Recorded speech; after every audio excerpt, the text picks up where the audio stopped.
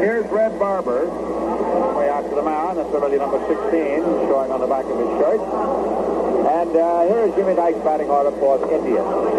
Astromonti again leads off at second base. Mike Delahaz is at shortstop. Phillips at third is moved up to hit number 3. Power at first base bats 4th. Back corner and left field hits 5th. Pearsall in center, who made a tremendous catch against Cowan in the 10th inning. Saved the ball game to that spot. Harvey Keene saw left instep and all. He hit himself about 5:15 this afternoon with one of his own foul balls. Did not get in the first game. Keene has had the foot frozen and worked on, and he's going to start the second game. But they have dropped him down to hit 7th. Wilson will catch the second game with hit 8. And Stigman, the pitcher, 1-5, lost 8. Against the league is 2-3 with New York. Now, for the Yankees, who pulled out one that they just simply had to have, with Baltimore winning its first game of the twilighter tonight, and the White Sox showing a 4-1 lead up at Boston halfway through it. Boyer leads off again at third. Kubek at short follows. Then comes Lopez in left field, whose base hit tied it out in the 8th inning. Mantle in center. Cowan at first base. Third is in right field, with the left-hander going for Cleveland. Howard is catching both ends. Richardson is second, and Whitey Ford, who is 9-7 and 3-0 against Cleveland, is ready to go. So the first hitter is in there, Ken Astromonti. Right-hand batter. Hitting .299. Ford gives him a quick little curve into the knees for a called strike. Astromonti had one base hit, a double in the 5th inning. First game went 3 hours and 45 minutes.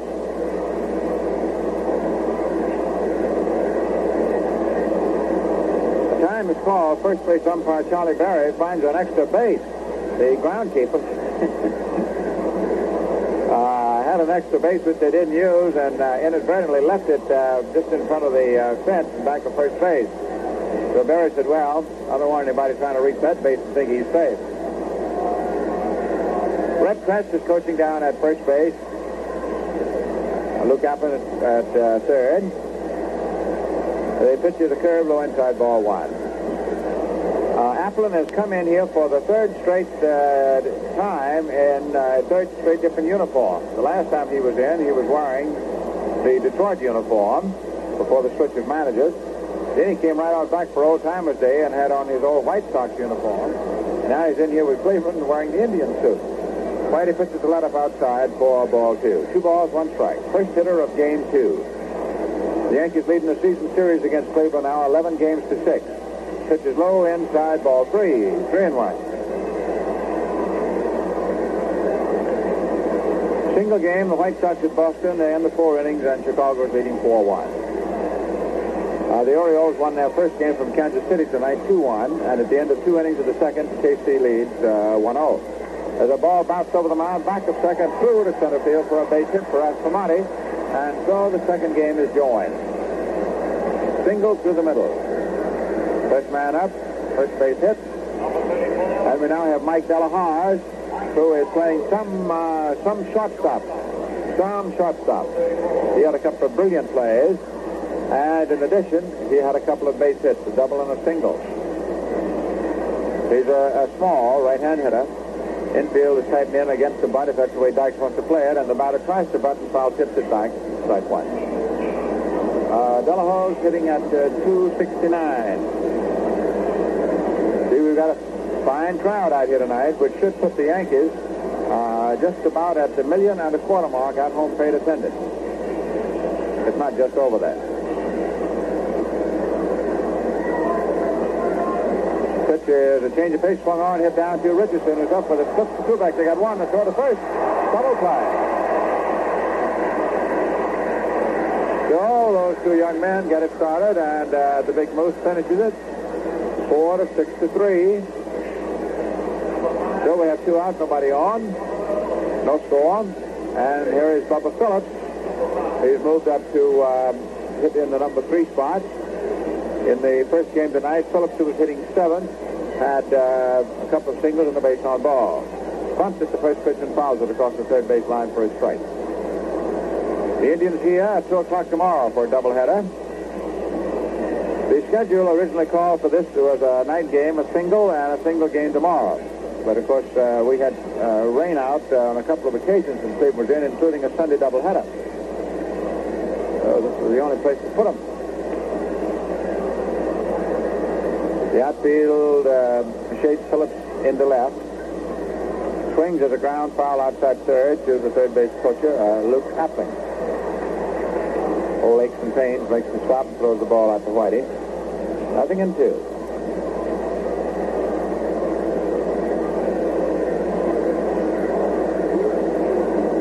The rotation of the 4 umpires for the second game. Frank Umont is at the plate. Berry, who's a senior umpire in the league, is at first. Knapp at second and Stewart at third. As a ball hit foul down in the left field seat. 0-2 still.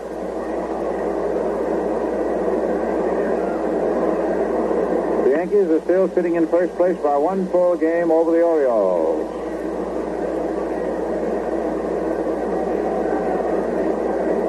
At the moment, the Yankees are 2 games over Chicago. White Sox have a 3-run lead in the 5th inning. If they win their ball game, they would get the half game back. Then we would see what... There's a ball hit down toward the right field corner. There's Lopez over there and makes the catch. I think in giving you the lineup, I had Lopez in left field and serve in right. Make that a switch. Lopez in right, serve in left. 2, 1, 2, 3. No runs, 1 hit, thanks to the double play, nobody left. And the score at the end of half an inning of the second game, the Indians, nothing, and the Yankees coming to bat. You know, not too many years ago, a lot of people had to draw their water by hand from an old-fashioned pump. Now, that's getting water the hard way. And you'd be surprised how even today, some jobs are still being done the hard way. Like cleaning the carburetor of your car, for example. The hard way is to have an experienced mechanic take your carburetor apart and clean it by hand. But now there's an easy way. Atlantic Imperial gasoline actually cleans your carburetor as you drive. You see, as Atlantic Imperial flows through your carburetor, it loosens and dissolves harmful deposits that have formed on the inside walls, gradually washing them away. And what's more, Atlantic Imperial's protective action keeps them from forming again. Today, more and more people are using Atlantic Imperial gasoline. It's the gasoline that cleans your carburetor as you drive and keeps it clean.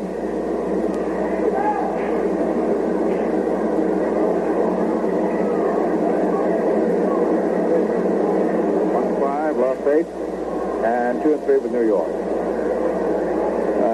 Young Cletus Boyer, first set, hitting 253, followed by Kubek, then by Lopez. Ralph House coaching down at first base.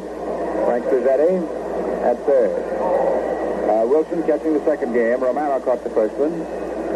Pitch is low into the dirt and back to the stands, ball 1. Wilson got in the top of the 11th as a pinch hitter. And Arroyo got behind on him 3-0 and then wound up getting him to take a called third strike. And right there the game turned.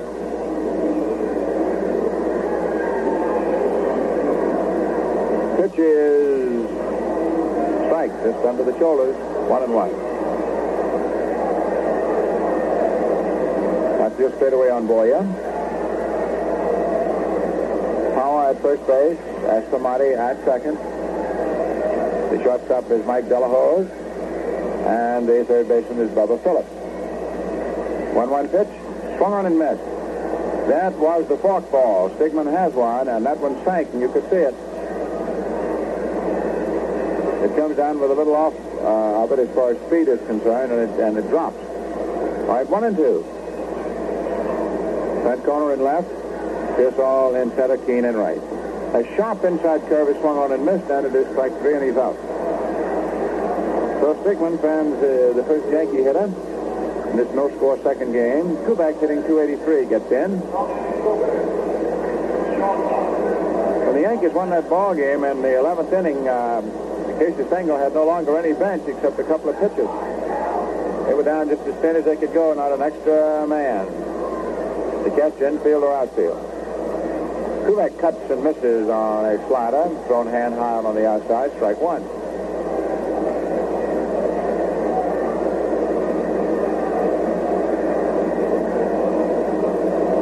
Doubleheader tomorrow goes off at 2 o'clock. Gates are open at 11. Tony swings a high outside pitch again, strike two. And tomorrow's ball game, it will be Terry and Stafford. And Stafford is the young right-hander called up from Richmond. Hasn't pitched here at the stadium, and you folks who will come out will like what you see of him. Very composed young man with an excellent fastball. That's strike three swinging, a curveball, and Stigman starts off by striking out the first two Yankees. And here's Hector Lopez, got that big hit in the 8th inning. If he had not got the hit with 2 out and 2 strikes on him in the 8th, the Indians would have won the ball game in regulation time. Hector knocked in the 6th run, and so the status was established for Barrow to break it up with his home run first up in the last of the 11th. Lopez hitting 280. Curveball dropped in for a called strike. Nothing in one.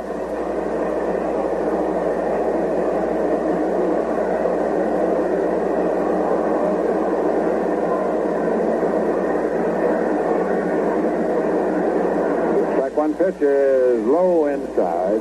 Ball. 1-1.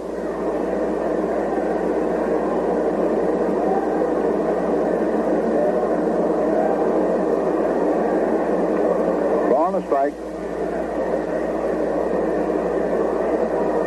The left-hander delivers. There's the pork ball, and it is strike two.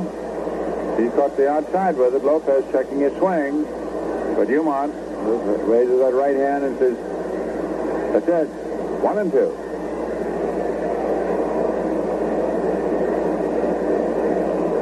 One ball, two strikes.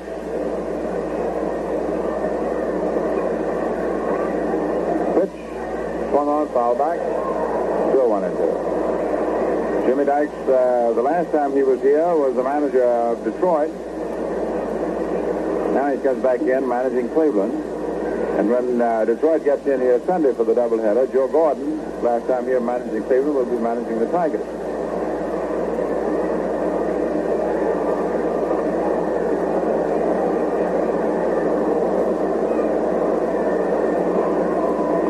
Score.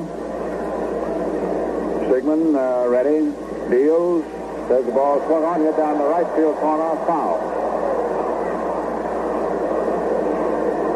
1-2.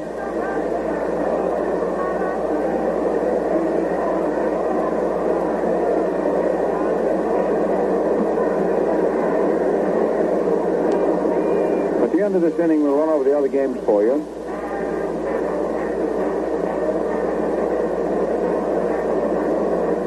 One ball, two strikes. Outfield a step back into right on Lopez. Swings and there's a high fly ball straight out to Pierce Hall. He's waiting under it. He has it. And there's nothing across. And at the end of an inning, it is Cleveland nothing and New York nothing. First game in 11 innings, one on Burrow's home run. Yankees 7-6. Now to look around, the White Sox, who had a 4-run second inning, have now had a 5-run fifth inning. And at the end of 6, it is Chicago 9 and Boston 1. Boom. Bauman, former Red Soxer, is pitching yesterday for Chicago. Wilson started, an old friend of yours and mine, Sturdivant, has come on to relieve in the 5th inning. Baltimore, with a run on the last of the night, beat Kansas City 2-1. Both starting pitchers went to root. Barber winning it and Garver losing it. And Baltimore has come up with 3 runs in the last of the 3rd, and at the end of 3.5 innings of the 2nd game, it is Baltimore 3 and Kansas City 2. Daly started, and Saturis is now pitching for Kansas City. Brown started, and it is Wilhelm now pitching for Baltimore. Washington has come up with a run in the last of the 6th inning to go 1 up over Detroit. At the end of 6, it is Washington 5 and Detroit 4. That run in the 6th was Lemon's 30th home run. This afternoon in the National League, Philadelphia won at Chicago 4-2. The great veteran Robin Roberts pitched the root for the win.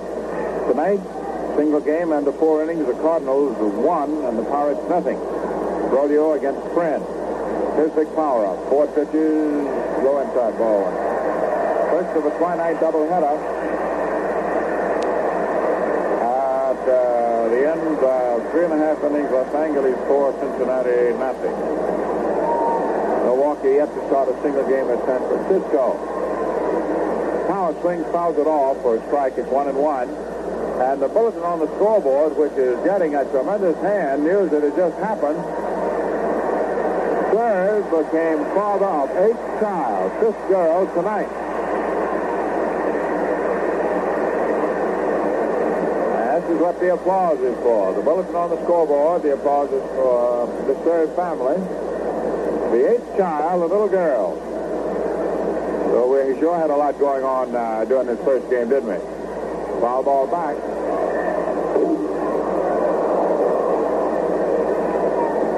1 ball, 2 strikes.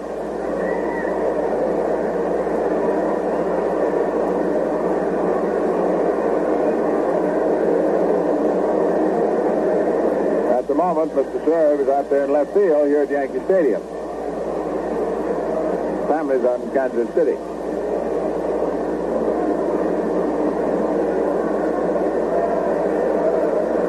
Pitches. There's a foul back of the Yankee dugout. The pitch was low. Power just sort of took a half chop at it.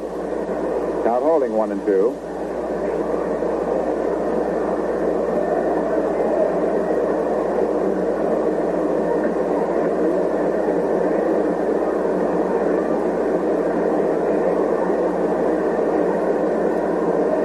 That field is straight away. There's a ground ball hit sharp into left center for a base hit for Power. And so the second inning has started. Single to left center. The first hit on the first inning got a base hit, but the next batter hit it on the ground to Richardson. A double play ensued. There's Tito Francona, who belted a home run into the right center field section of the bleachers and back of the 407-foot sign. He really teed off on it. The Yankees hit 5 home runs in the first game. And not a one of them had a man on. Francona takes the slider over for a called strike. Tito batting .295. He's on the upswing right now. Driving for 300 and to go above it.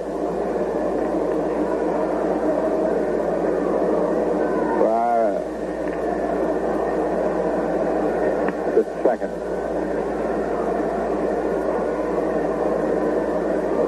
Throw to first, nothing doing. We have just learned that Bob Serve found out about his 8th child and his 5th daughter between games of the doubleheader. There's a ball hit foul in the left field pitch. Mrs. Serve and the little girl Phyllis, 6 pounds and 5 ounces, are at St. Mary's Hospital, Kansas City.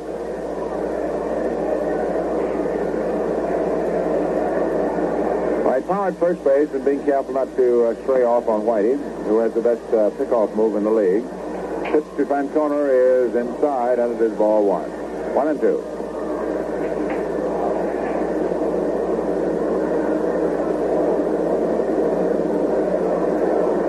Tito swinging from the end. Most hitters do these days. Whitey checks the man at first, pitches, and Francona swings and misses. Ford gave him a sharp curve under the hand and struck him out. First strikeout for Whitey, and now a big hand for Pearsall, going back to his tremendous catch in deep left center field, 450 feet away in the 10th inning against the Moose.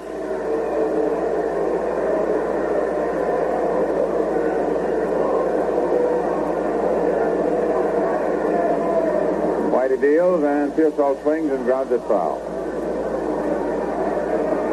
Speaking of between games activities out here this evening, the Polish Falcons of America presented Bill Scarn with a plaque designating him as the Polish Athlete of the Year. He was selected at the organization's 27th convention at Newark. And tomorrow between games, Scarn will be honored again by the Jersey Moose organization on Bill Scarn Day. Pitch is swung on and fouled back.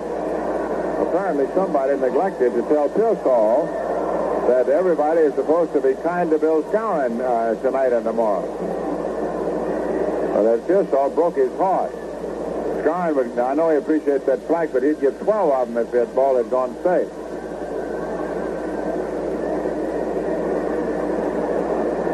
If there's anything more important to a working ball player than a base hit, you tell me. 2-strike pitch is a half swing and a foul ball in the dirt. Wait a minute. The ball did not, it was not a half swing. It hit the plate and bounced off Howard's glove. Pearsall checked his swing, and as the ball bounced away, Powell alertly went down to second base. So it is 1 ball and 2 strikes, and we now have, with 1 out, a runner at second base. A wild pitch towards to Whitey, of course, the ball in the dirt. It hit the plate.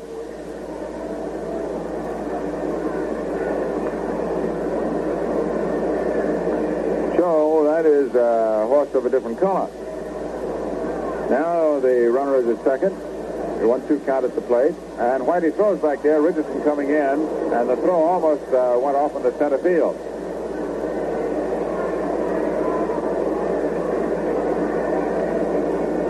One ball, 2 strikes. Howard goes out the mound to check with Ford.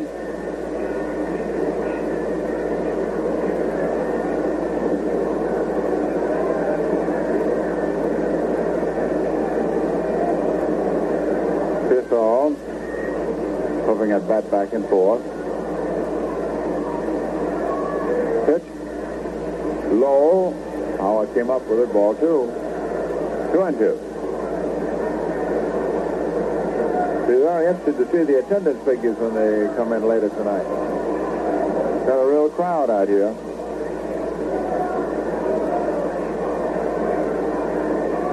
The 2-2 pitch swung on as a high foul out of play in the stands back at first base.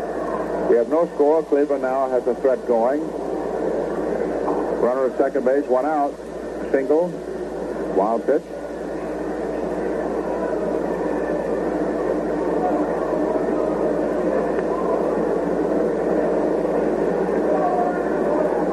The 2 Cleveland pitchers tomorrow will be Bell and Harshman. Change of pace is low. Ball 3. 3-2. Terry and Stafford. It'll be the stadium debut for Bill Stafford. He's ready for it. All right, 3-2. Whitey being very careful. Deals. Low inside, it gets away from Howard. It's ball 4 for Pearsall, and Power goes on over to third base. So we have runners at first and third, and this one is towards the pass ball to Elson. A PB.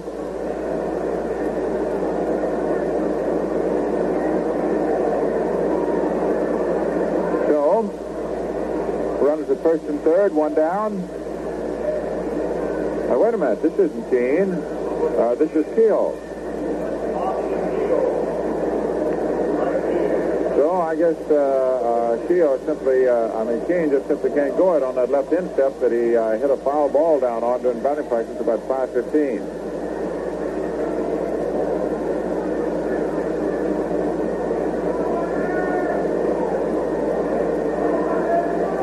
Whitey checks his runners, pitches, and Keogh, left-hand hitter, takes the curve low outside, ball 1. The foot is, of course, painful to Keene, but it is also doubly painful to manager Dyke. To have a 300 hitter such as Keene not able to go tonight, particularly against a left-hander, as is in the case of Whitey, and was in the case in the 11th inning with Arroyo relieving. A strike. Got it above the knees on the outside. 1-1. 1 ball, 1 strike.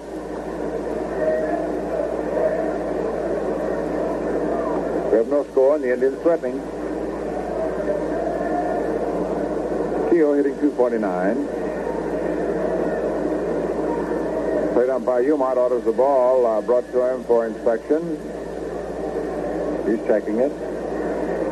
Finds it's okay, returns it to the mound. 1 ball, 1 strike.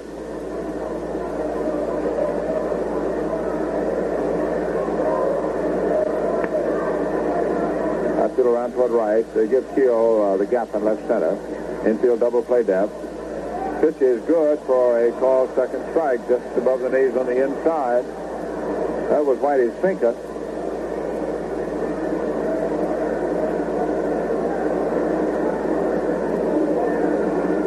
This is a screwball, but the way it operates, Whitey's doesn't have the reverse twist on it. It just sinks. All right, 1-2. Chunky left-handed checks the runner's pitches. Keogh checks his swing on a curve low outside. Ball 2. 2-2. Howard catching both games. The left-hander going for Cleveland. Berra, who played right field and broke up the first game, was over in the dugout. No score.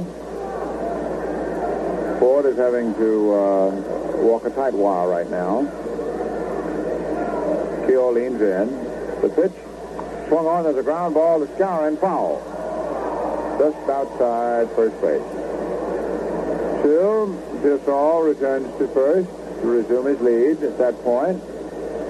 The same for Power and third base. Holding count of 2-2.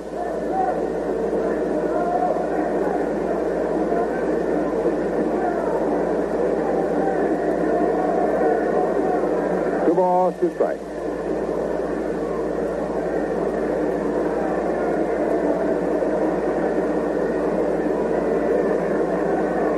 Ford ready. So is Keogh at the plate. The pitch. Swung and missed. Strike 3. He threw it low inside. Second strikeout for Whitey, and this was a big one. This means now that no run can be scored as a result of an out. And the hitter is Red Wilson. He was given a chance to either break it up or tilt it very strongly Cleveland's way when he pinched it in the 11th with men on at first and second and 1 out. And he got to count 3-0 and wound up looking at a third one. Wilson hitting 218. He and Bridges left Detroit for Cleveland about a week before Dykes did. Powell runs up the line. The third baseman is deep. Ford pitches, and Wilson swings, hits the ball to left center field. There's Serve going over and makes the catch. So that is all for the threat. No runs, 1 hit. 2 men left. There were no errors in the score. End of an inning and a half of the second game. Cleveland nothing. New York nothing. Say, where do you plan to go on your vacation? Or maybe you've taken it already. Well, those that still have that to look forward to. Some of them are going to go to historic places. I think I should have read this the way it started out. Well, others are partial to the mountains, and still others enjoy the seashore. Well, whatever your favorite might be, the chances are you'll be making the trip in the family car, and you'll want to be sure your car is in good condition. Now, the best way is to have your Atlantic dealer give your car a thorough safety service lubrication. This means a complete lubrication, complete because he follows the specifications set down by the car's manufacturer. And in addition, your Atlantic dealer checks the vital safety areas such as tires, battery, cooling system, muffler, and tailpipe. In short, he makes sure your car is ready for any trip. So, if you haven't already taken your vacation, before you head for that vacation, a weekend or even a day's trip, see your Atlantic dealer for a safety service lubrication to keep your car on the go. Now we'll pause for station identification. This is Quality Modern, WOKO 1460 on your dial in Albany, New York. The time is 25 minutes before 11 o'clock.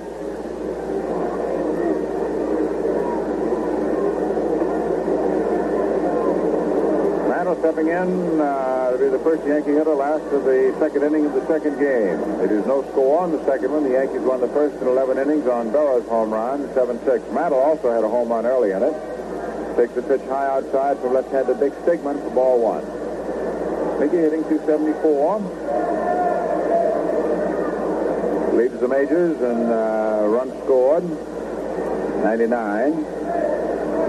His home run in the first game marks the 6th consecutive year he's hit 30 or more in a season. Stigman gets pitch over above the knees on the outside for a strike. 1 ball, 1 strike.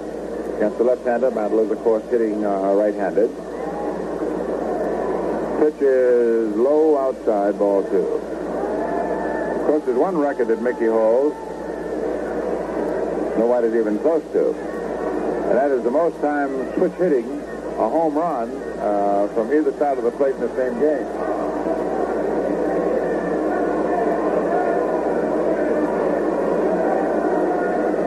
Pitch is swung on as a ground ball, hit through in the center for a base hit. So Mantle opens up the last of the second with the first Yankee safety. Single through the middle. And he's on.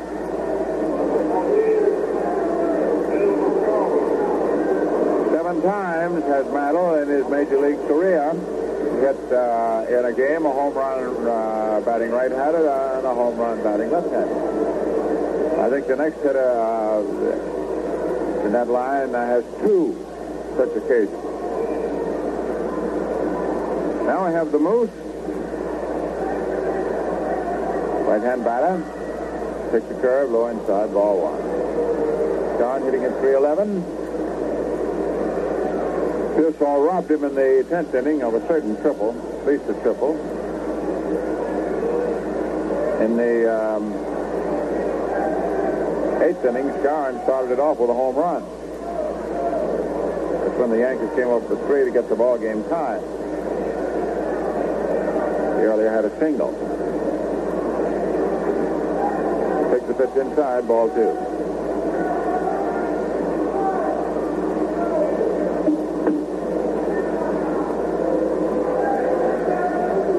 Left-hander checks first, pitches. Scarron swings above a breaking ball, and it is strike 1.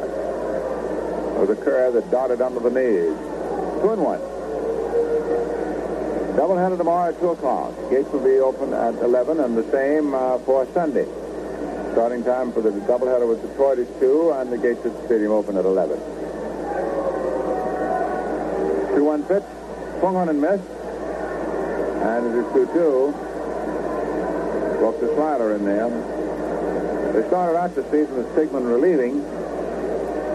Now they've got him starting.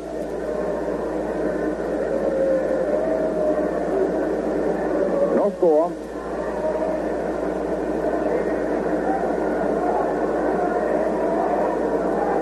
Pitch is swung on, a bounce ball to short, maybe 2. Delahaw's over to second. Asomani on to first. It's 2.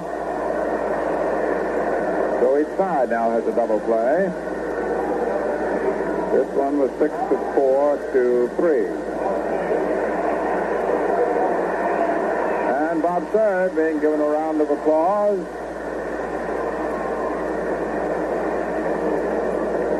He got the happy news between games of the doubleheader that his 8th child safely arrived, his 5th daughter. Outfield deep, straight away, serve right-hand batter. Pitch is over for a strike, 0-1. Serve hitting 241.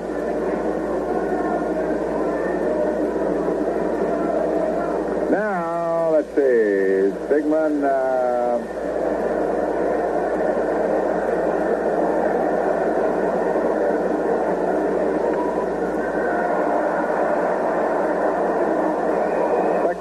ran out on the field, which is always a sad thing to see.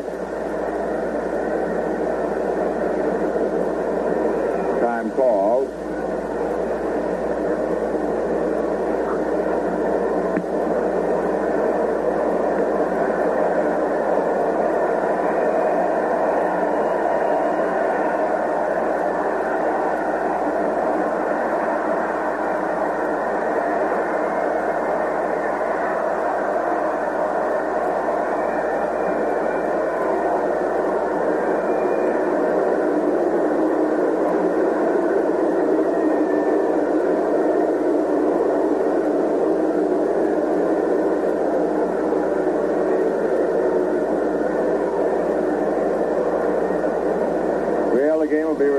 moment. The spectator is now going off the field, and of course will be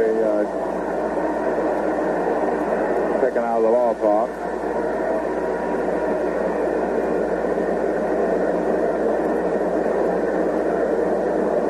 Sigmund taking advantage of the opportunity to throw a few additional warm-up pitches.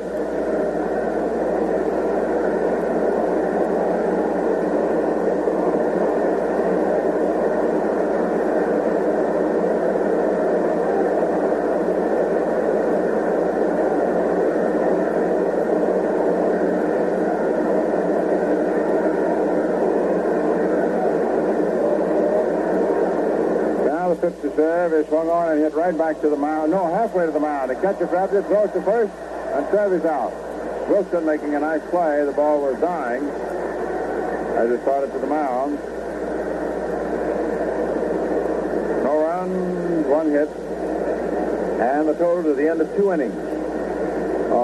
Cleveland, no runs, 2 hits, and no errors. New York, no runs, 1 hit, and no errors. The first game was won in the 11th inning when Berra led off with the second home run of the ball game, 7-6. We just received a wire, which I wish we'd gotten considerably earlier, because I'm afraid a good many of the people affected by it will have perhaps gone to bed. But this is of particular interest to people in the Binghamton area. They received a wire from Joe Generelli in Binghamton announcing that the Generelli baseball excursion is going to leave Binghamton at the rather early hour of 4:13 tomorrow morning, and not at 6 a.m. as previously announced over the air. So in the event that you plan to make the trip tomorrow and know anybody else that you think might be in bed, you might annoy them a little bit if you called them, but if they really want to get down here tomorrow, they'll be a little late if they get up at 6 a.m. So the Generelli baseball excursion leaves Binghamton tomorrow at 4:13 in the morning instead of 6 o'clock. So good luck to all of you. I hope we won't have too many yawning Binghamtonians when they arrive tomorrow, but we hope that you get on the Generelli Express. 4:13 instead of 6 for the Generelli excursion from Binghamton. Dick Stigman leads off as we go into the top of the 3rd inning. No score, second game.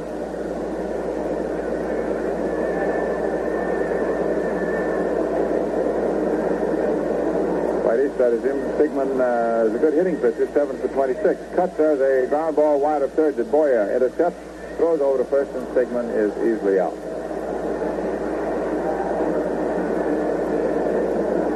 1 pitch, 1 down.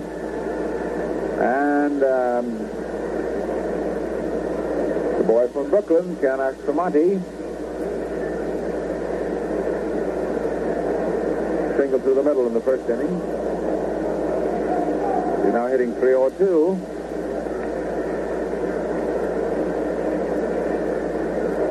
Outfield shades him into left. Whitey pitches over the outside, and it is a called strike. Threw the ball hard with his fastball. Boy off the bag at third. There's a slow curve low inside, ball 1. Sharon is up a step at first base. Richardson is a step back over towards second and deep. He's at the edge of the outfield grass. Kubek is playing a deep shortstop and straight away. Curve high outside, ball 2. 2 balls, 1 strike. Mantle has pulled in center.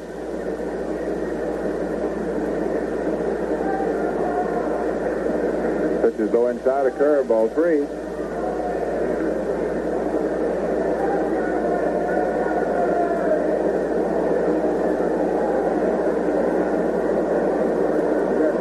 Grim one.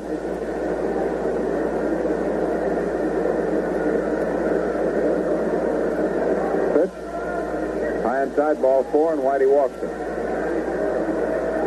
So with 1 man out, he gives up his second base on balls.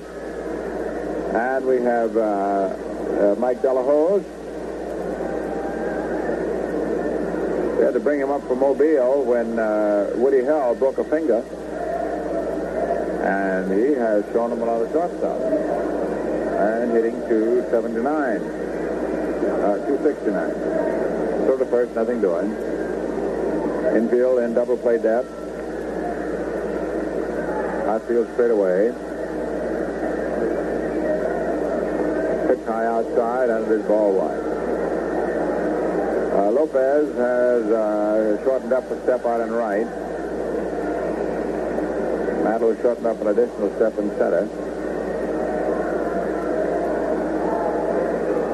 They don't figure this little fellow to hit it too far. Whitey pitches low inside, ball two.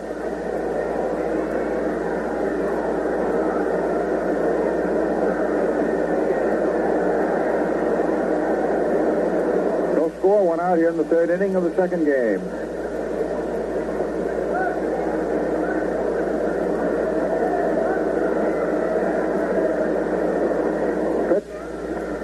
And there's a drive out into left center. Mantle goes back, and it's over his head.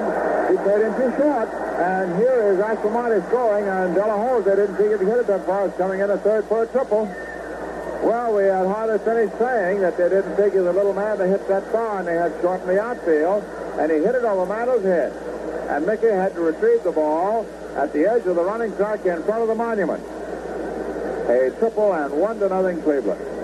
Boom.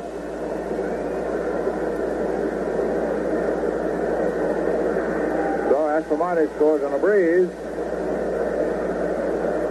And the Indians step off with the first tally. And more than that, with one man out, they have De La Hosa at third base, and the batter is Bubba Phillips. A couple of hits in the first game. He's hitting 213. Infield is up for a play on the runner at third. A change of pace is swung on a fly ball to deep left. It'll get the run in. Serve is back under it. He makes the catch. And he doesn't even bother to throw to the plate. Wasn't any reason to. So it is 2-0 Cleveland. Sacrifice fly by Phillips gets in De La Hosa. A triple was a wicked piece of business. 2-0 Cleveland. That happened in a hurry, didn't it? And now we have Vic Powell, who singled to left center field in the second inning. Batting 298. Takes a call strike. Whitey's fast pitch was above the knees on the outside. 0-1.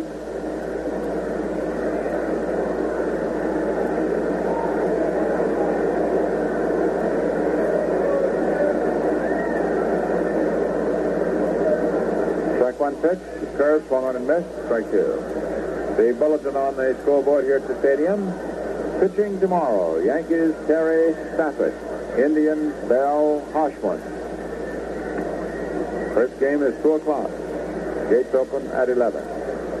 Two-strike pitch.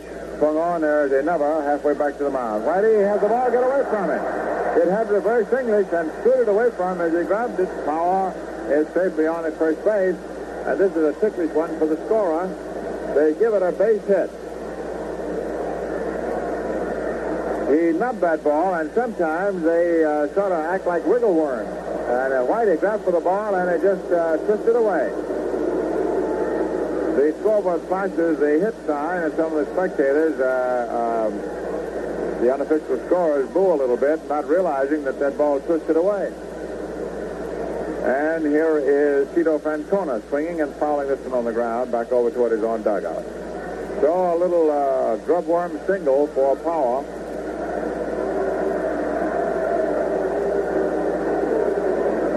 Number 4 for Cleveland.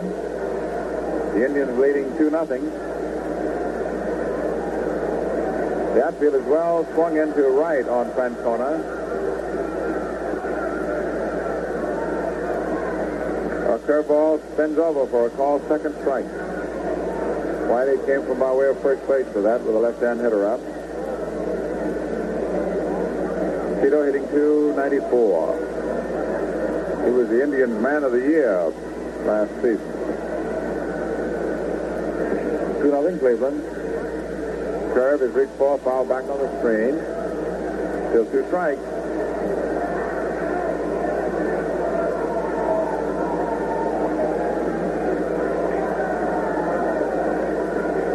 Nothing in 2.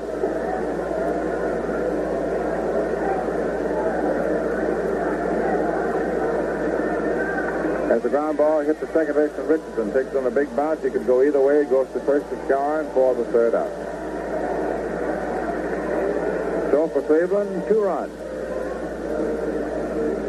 on 2 hits. But the damage was done. A walk, a triple by Delahose. They had the outfield in a step too shallow.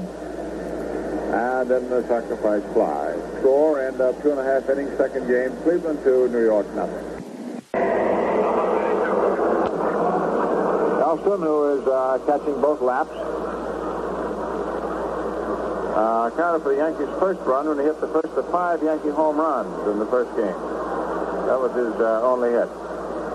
And all the home runs hit in the game, 6 of them went into the right center field area. Elston takes a pitch over for a called strike. Howard hit his in the Yankee bullpen, and the other 5 went into right center field bleachers.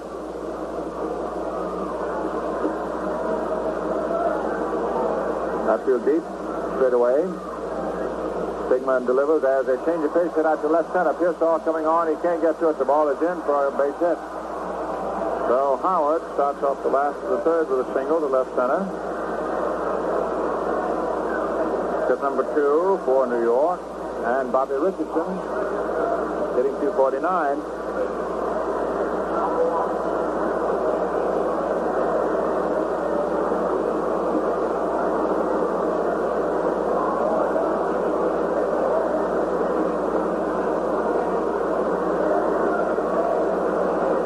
Infield and double play depth.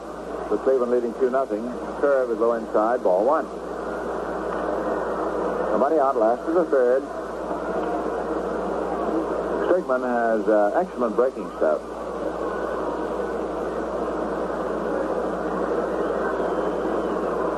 Delivers.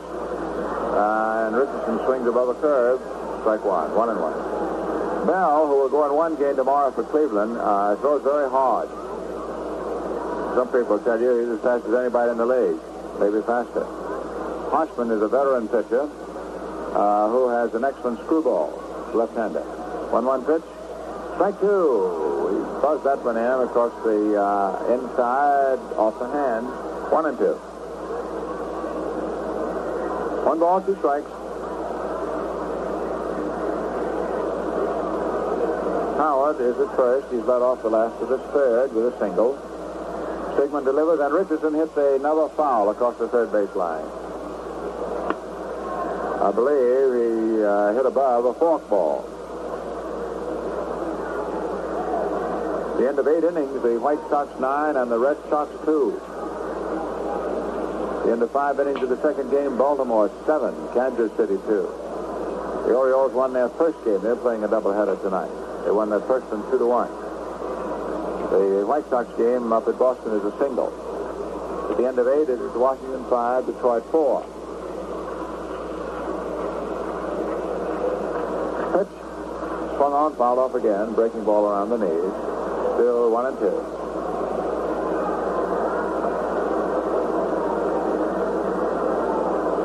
End of 5 innings, first of a twilighter on the coast. Los Angeles 9 and Cincinnati nothing. Down to Pittsburgh in a single game, end of 6. Pittsburgh and St. Louis tied at 1-1. Milwaukee plays a single game later at San Francisco. A high pitch back to the stands. It's a wild pitch, and Howard goes right on down to second base. Wilson comes back and gets the ball, and Elston pulls up. You don't have to look at the score on that one. I just sailed higher than the catcher could reach. I'm not trying to usurp any of the scorer's prerogatives, but that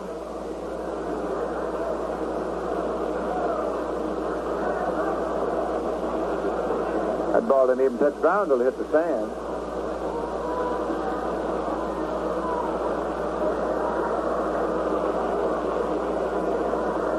Two balls, 2 strikes.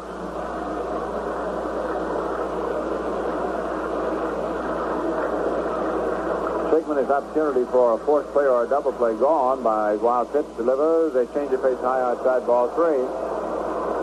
Put into. That one almost got away.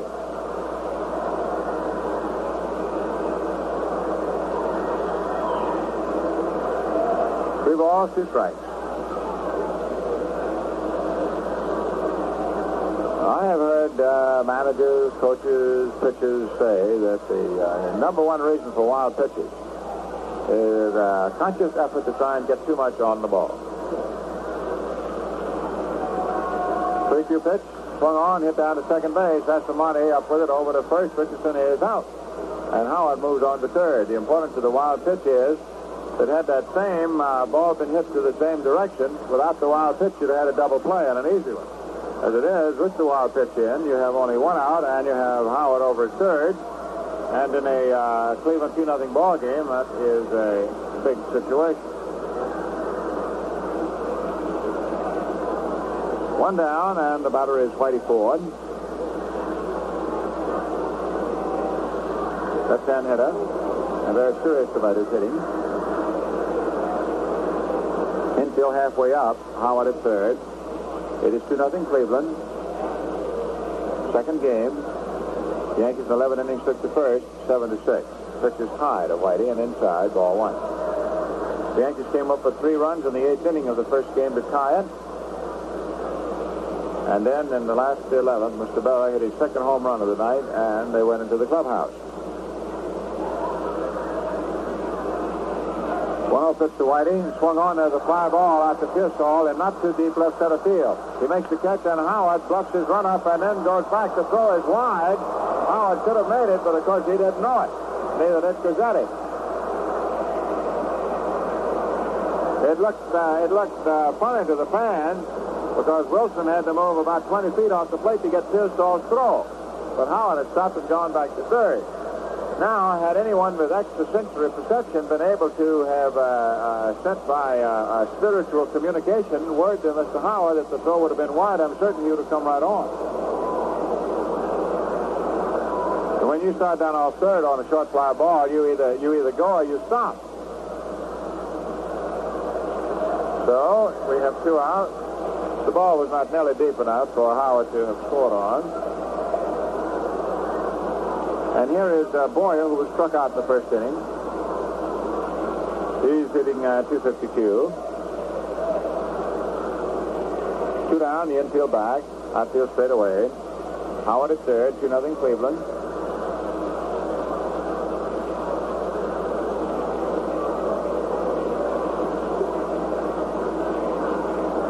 Now it's 2 out, of course. Howard runs on anything. Pitch is high, a curveball, ball one.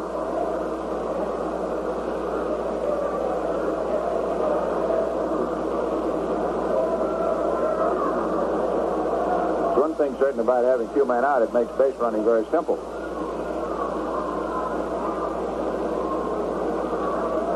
Stigman, big left-hander, delivers, and there's a ground ball hit wide of third. Phillips, a fine stop, throws over to first in the dirt, and Power comes up with it for the out.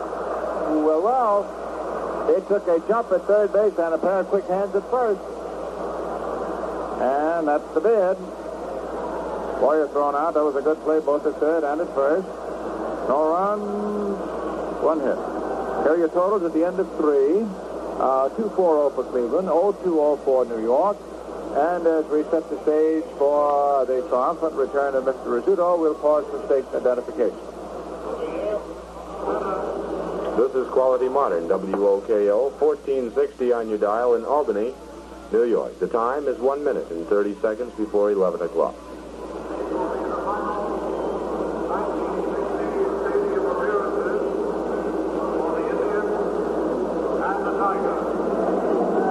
Say, here's a personal invitation for all of you to be Atlantic television guests for the 1960 Olympics.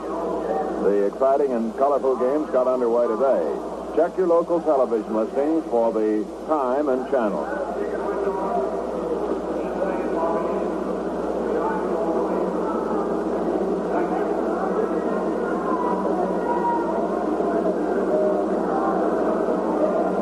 Phil Rizzuto has taken over. As the Indians come to the plate in the top of the 4th inning, Cleveland leading 2-0. The Yankees won the first game in 11 innings, 7-6. Here's Little Phil. Jimmy Pearsall, who walked in the second inning up against Whitey Ford. Whitey's pitch, low, ball one.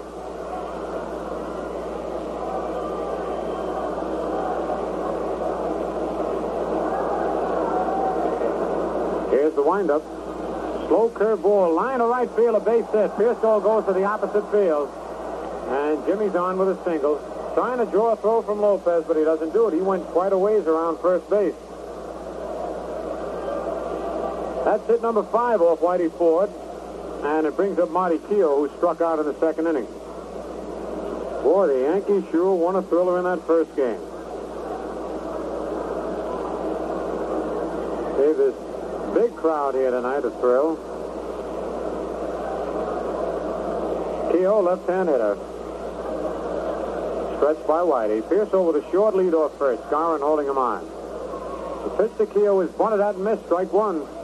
Whitey threw him a sidearm curve, and Marty couldn't reach it. On deck is Red Wilson.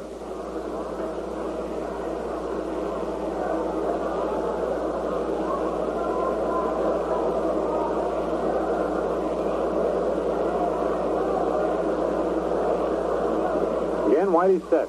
Throw to first base. Skowron started in and came back, but look at Pearsall laughing at him. Oh, he's a dandy. He had a very short lead anyway. Pearsall has 18 stolen bases, but doesn't look like he's going to try it against Whitey. Here's the stretch. Pitch bunted. Back to the box. Whitey up with it. Goes to second base. In time to get Pearsall. And Pearsall won't be laughing this time. That was a pretty good bunt, but Whitey charged off the mound, picked it up, and Elston Howard yelled second. Whitey wheeled around and fired to Kubek for the fourth play. Keough safe at first base. It's one away, and here's Red Wilson, who flied out to left field in the second inning.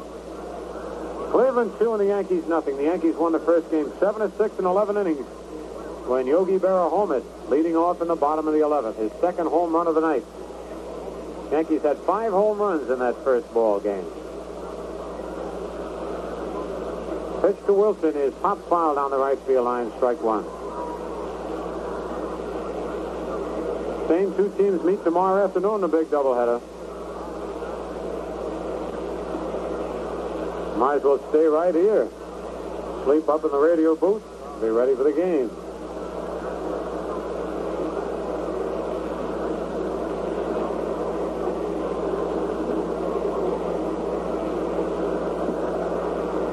Stretched by Whitey.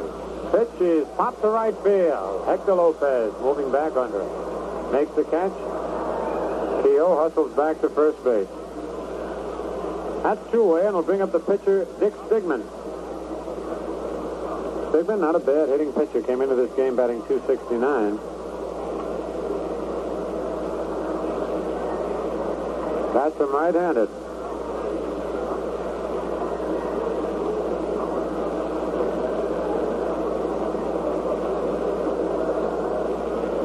Two out. Keough leading off first base. 2-0 the Indians lead. Top of the fourth.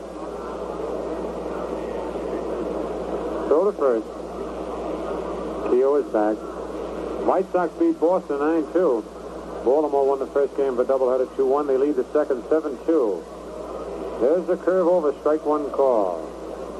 Washington beats Detroit 5-4. Boy, those Senators are red hot.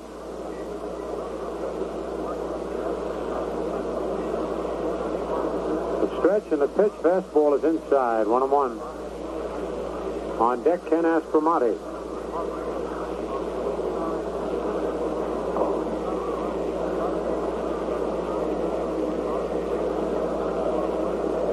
Whitey sits. Fastball is swung at and missed. Strike two. 1 ball, 2 strikes.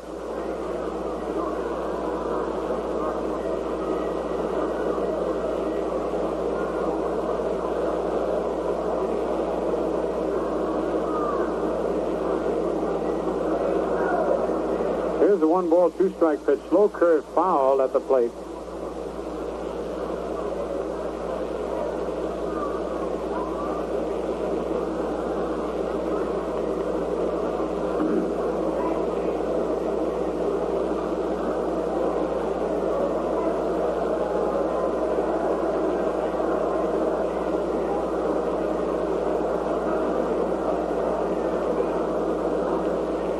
Stretch by the left-hander. Fastball, strike 3, swinging.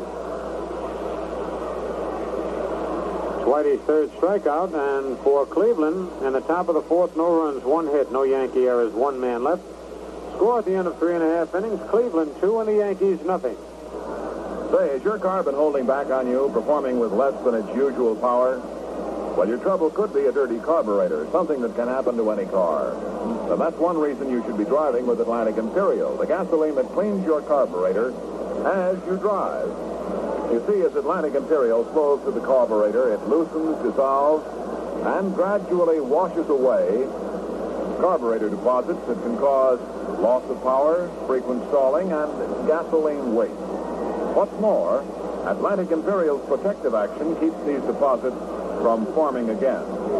Today, more and more people are using Atlantic Imperial, the gasoline that cleans your carburetor as you drive and keeps it clean.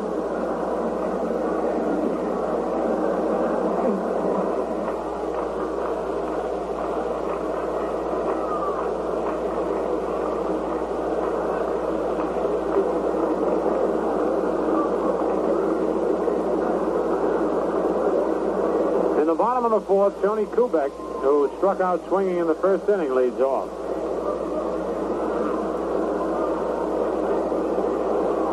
Dick Stigman out on the mound.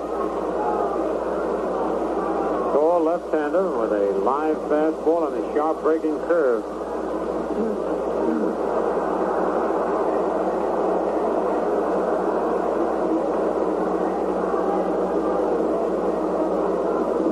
Deck, Hector Lopez. Here's the windup by the left-hander. Pitch to Kubek as a curve over, strike one called.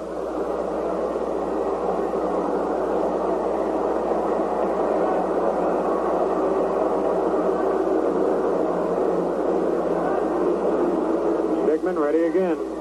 Fastball popped in the air in the infield. Vic Parr is coming in, waving everybody away, and makes the catch, and he caught it two-handed. That's unusual. One away. Here's Hector Lopez, who flied to center field in the first inning.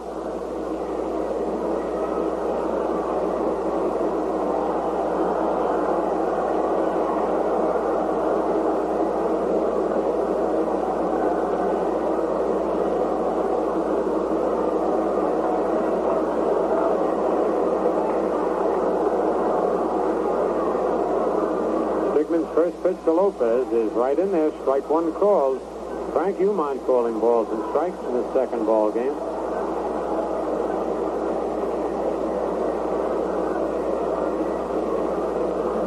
The one-strike pitch. Screwball bounces in front of home plate. 1-1. On deck, Mickey Mantle.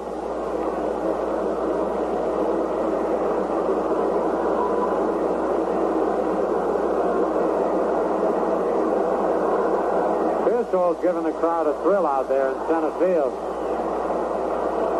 Kidding with the fans in the bleachers. The 1-1 pitch is check swing foul back. 1 ball, 2 strikes.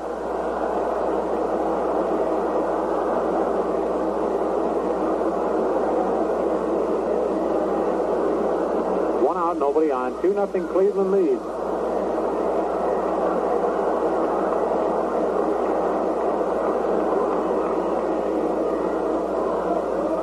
Curve foul, look out, right on top of the Yankee dugout. Count holds at 1 ball and 2 strikes.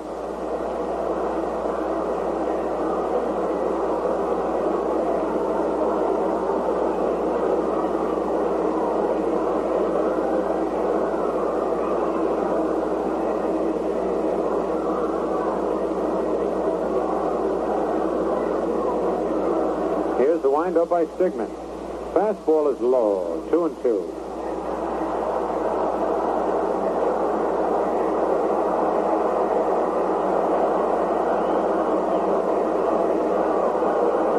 Pearsall's walking back and forth out in center field, yelling back to the crowd in the bleachers.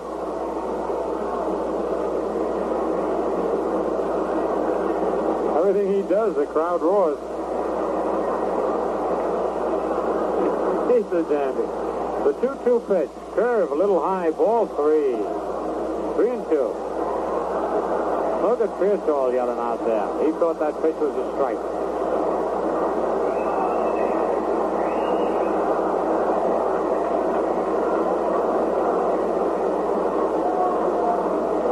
Jimmy likes a big crowd outside it. Here's the payoff pitch. Base hit down the left field line. And there's Lopez going into second base, and he'll go in with a stand-up double. Just inside of third. Third hit off Sigmund. Here's Mickey Mantle.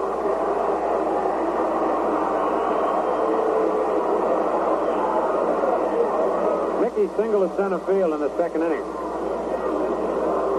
Mick had a home run in the first game.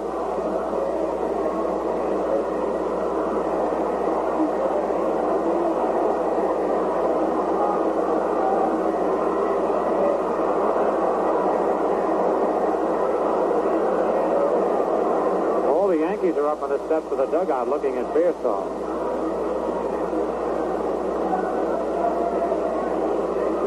Now Pearsall moves back a little bit. He kind of forgot that Mantle was the hitter.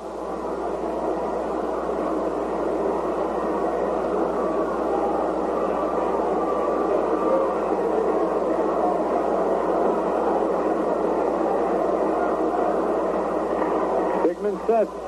Pitch to Mantle is a curve high, ball one.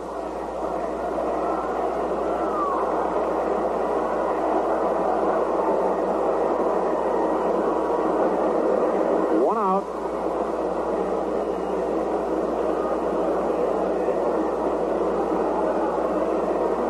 The stretch, and the pitch is over. Strike one call, 1-1.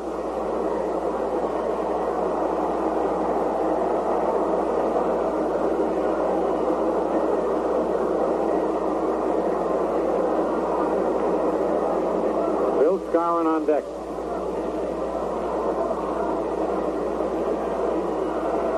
The 1-1 pitch, just outside, ball two, 2-1.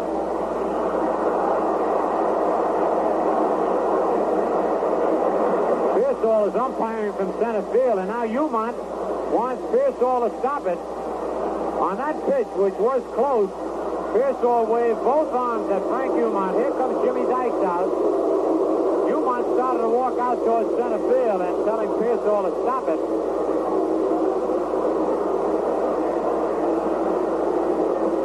And now Jimmy Dykes talking with Frank Umont.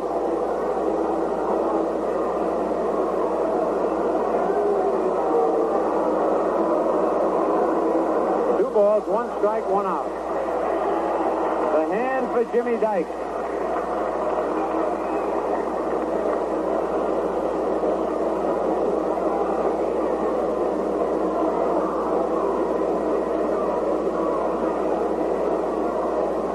Set. Pitch to Mantle, a curve outside. Ball three, 3-1.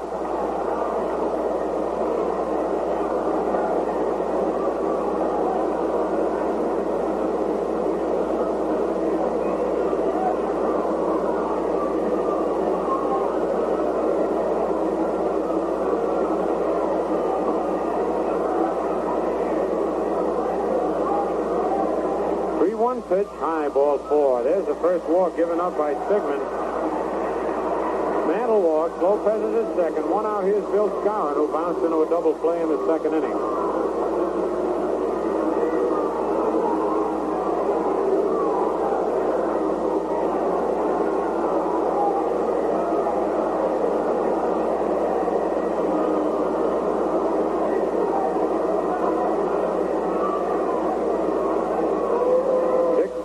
Checks the sign from Red Wilson.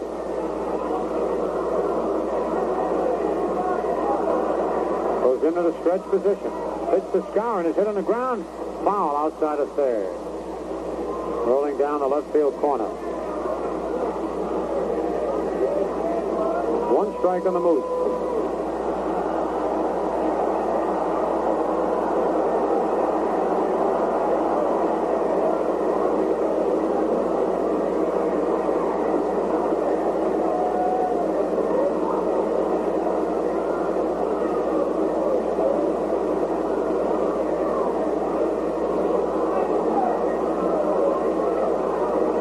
The stretch.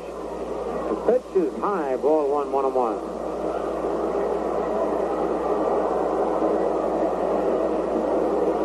Red Wilson rubs up the ball before throwing it back to the pitcher.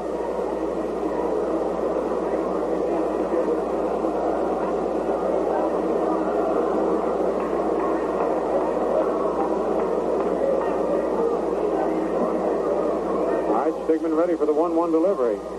It's high ball 2-1.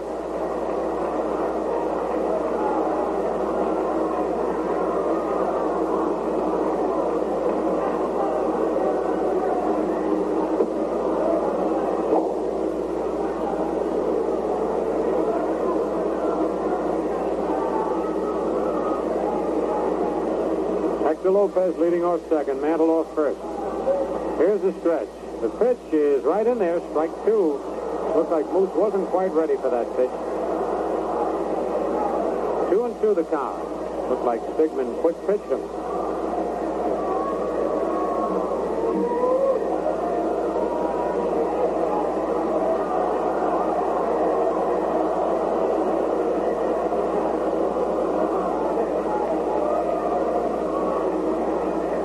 Stigman leaning over, getting the sign. Now he's ready.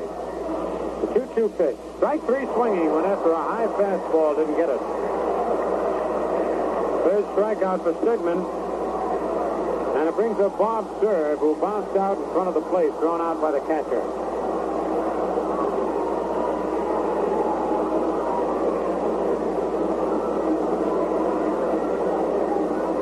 Two out, 2 on. Cleveland 2, Yankees nothing. Bottom of the 4th inning. Yankees won the first game 7-6 in 11 innings. Here's the official paid attendance, 56,508. The total, including servicemen, 57,528. Curve is high outside.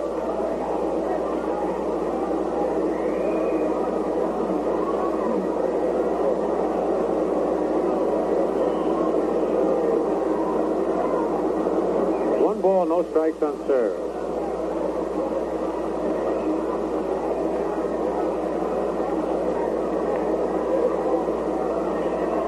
To serve his line to right field. And there's the home run for Bob Serve, and the Yankees lead 3-2.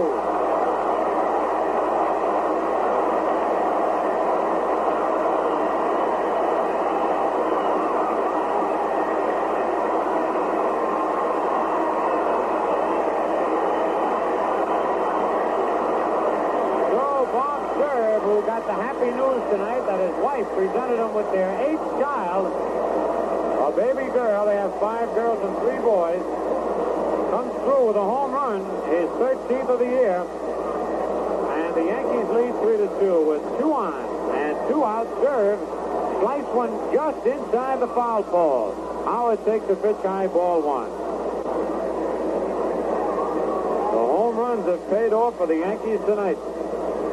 That's what won the first game, and that's what's given them the lead here in the second game.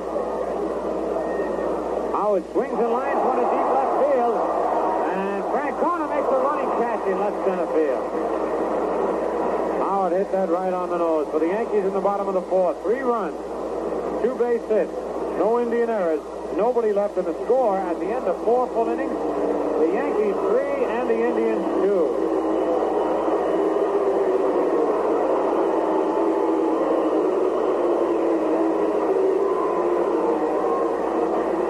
I'd like to mention that the second half of this game is being brought to you by Ballantine Ale, the only ale that gives you the big taste that comes from Brewers Gold. Try a Ballantine Ale. It's the genuine. On the scoreboard, White Sox beat Boston 9-2, bombing the winner, Wilson the loser. No homers in that game. Baltimore took the first of 2 from Kansas City, 2-1, Barber the winner, Garver the loser. No homers. In the second game, it's Baltimore 7, Kansas City 3 at the end of 5.5. Woodling homered in the 5th. Wilhelm relieved Brown in the 4th. Davis in there now for Kansas City. Washington beat Detroit 5-4. Ramos the winner, Bunning the loser. Jim Lemon homered in the 6th. His 30th home of the year with nobody on. And that proved to be the winning run. It held up.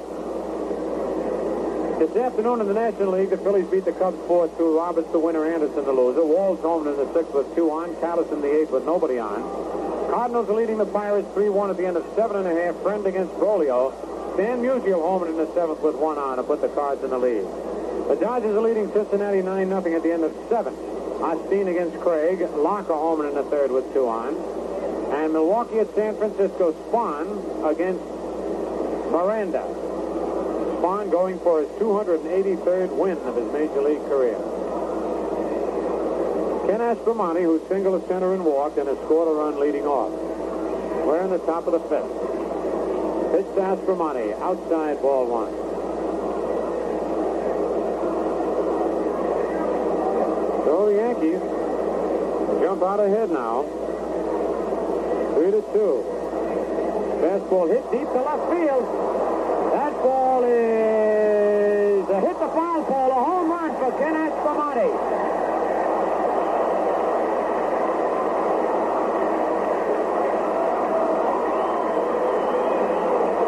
Aspromonte hits the foul pole for a home run.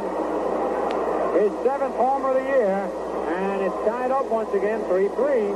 Didn't take the Indians long. Man, the home run has been a potent weapon for both teams tonight. 3-3 the score. Here's Mike De La Hoz hit into a double play and triple to deep center. Takes the pitch high, ball 1. He tripled way over Mantle's head. The ball rolled out to the flagpole.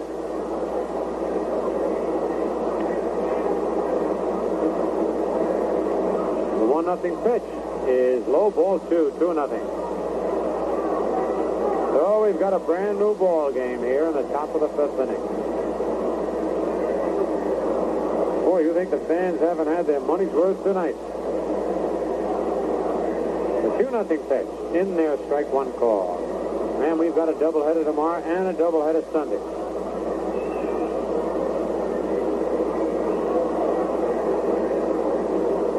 And one Wednesday, Pappy informed me. Slow curve low. Ball 3, 3-1. That's against Kansas City. It's a makeup doubleheader. Oh, boy, what baseball here at Yankee Stadium.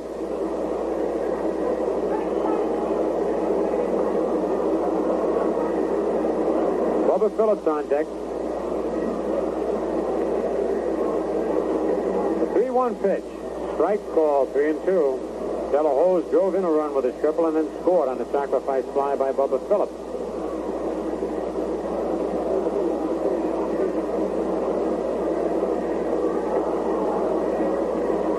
Payoff pitch. Line to left field, a base hit, maybe extra bases. In the corner, rolling around, and serve comes up with the ball, and De La Hoz is on with a double. That's the 3rd extra base hit for De La Hoz in this doubleheader. He had a double in the first game and a triple and a double in this game. Still nobody out. Howard out to the mound, talking with Whitey Ford. That was hit number 7 off Whitey. Brings up Bubba Phillips, fly to right, and hit a sacrifice fly to drive in a run in the 3rd inning.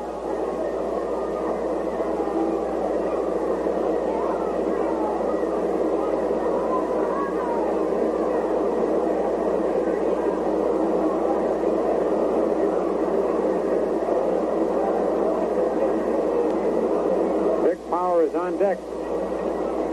Howard still talking with Ford out there, and Ellie looks in towards the Yankee dugout.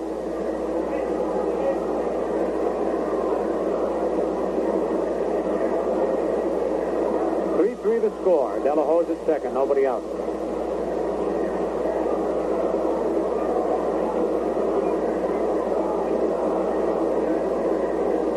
And now Vic Power is talking with Frank Umont. Umont is walking over towards the Indian bench. And Jimmy Dykes gets up. And let's see who he wants to talk with. Frank Umont is over in front of the Indian bench.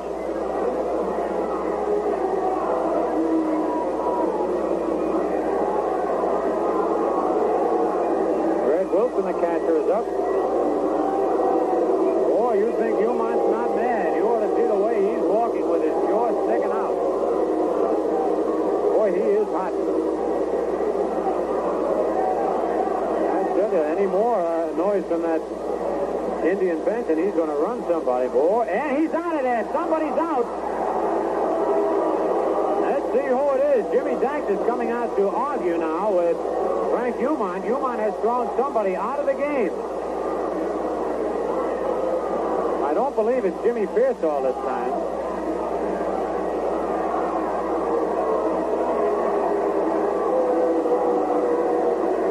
We don't know whether Dykes was thrown out or who. You might just walk towards the bench and threw his right arm out and said, "You're out of the game." The same crew had trouble with the White Sox. Larry Knapp threw Al Lopez out of the game. Jimmy Dykes is trying his best to explain something to Umont, but Umont has already given a signal for somebody to leave the premises. As soon as we find out who it was, we'll let you know.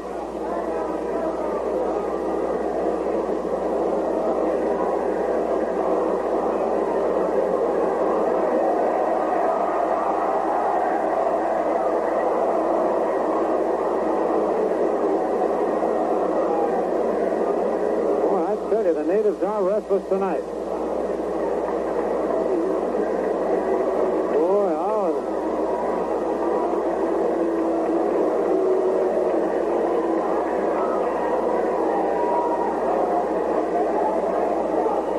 they've been escorting a lot of fans out of the park, I tell you.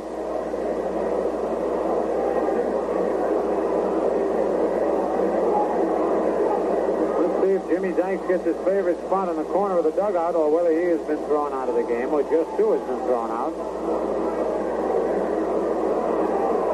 But now we're ready to go.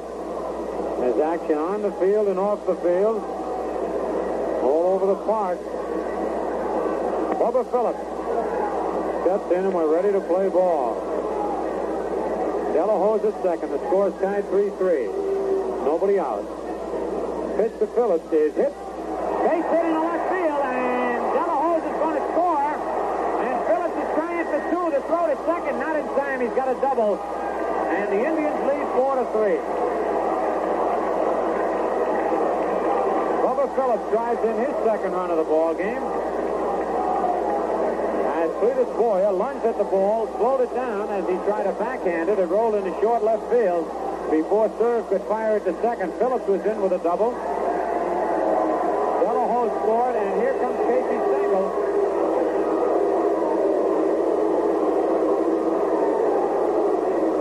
Casey Stengel coming out of the Yankee dugout.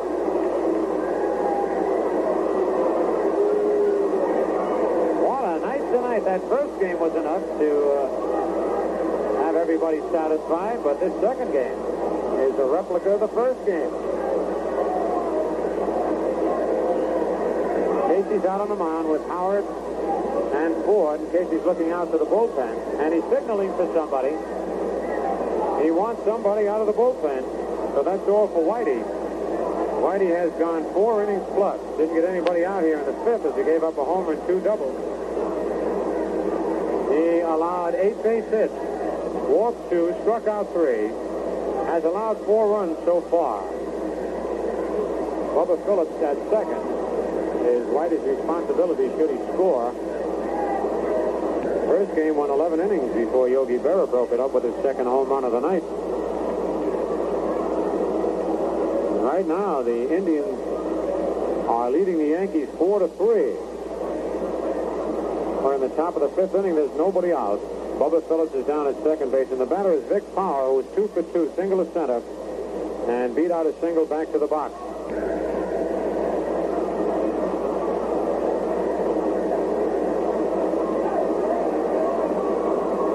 On deck is Tito Francona.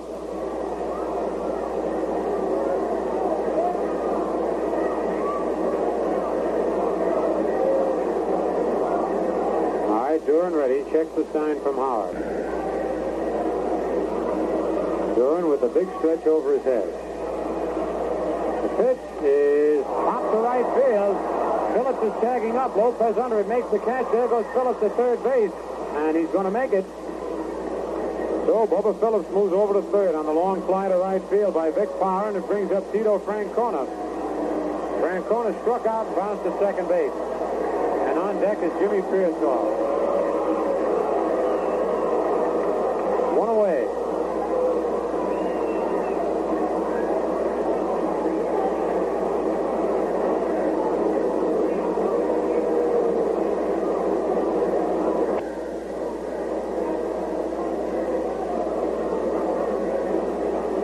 Duran's pitch to Francona is a ground ball to Skowron. He holds Phillips at third.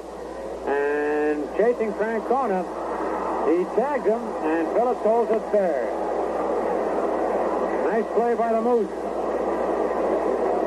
Francona broke his bat on that ground ball right at Skowron. Skowron bluffed Phillips back and guarded first base so that Francona could not get by him. And it's 2 out, and here's Jimmy Pearsall.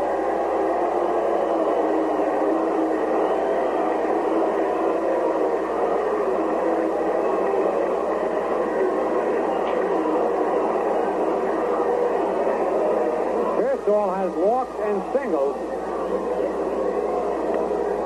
batting .298. 2 out, runner at third base. And you got to look for anything with Pearsall out there. He might try and beat out a bunt. But Duran cautions Boyer, and Boyer comes in a few steps. On deck, Monty Keough.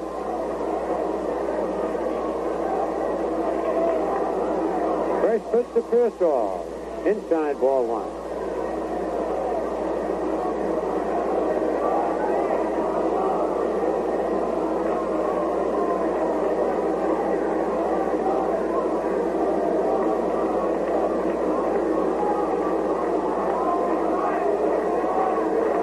Phillips leading off third. Here's the windup.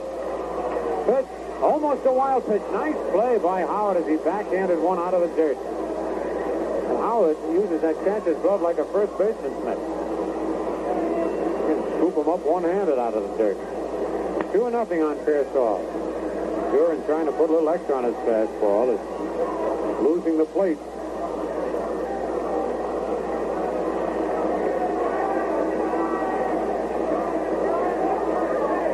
Here's the windup.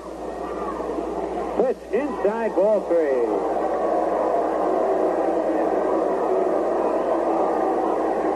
Brushed Pearsall back a little bit. Crowd gets a big kick out of anything Pearsall does.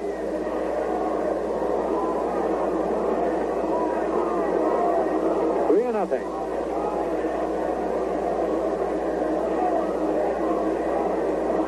Here's a 3-0 pitch. Inside, ball 4. Pearsall walks. First walk given up by Duran. Runners at first and third, 2 out. Here's Monty Keough, struck out and hit back to the box.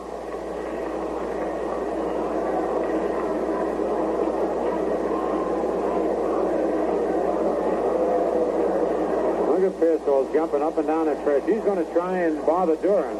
Jimmy has 18 stolen bases on the year. Dancing off first base. Fans are yelling, go, go, go. Look at him jumping up and down. The pitch is in there, strike 1 call.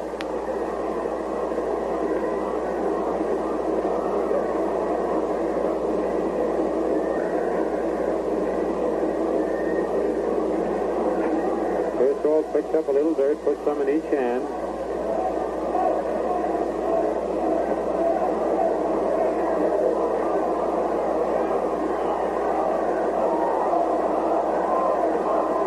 Here's the stretch.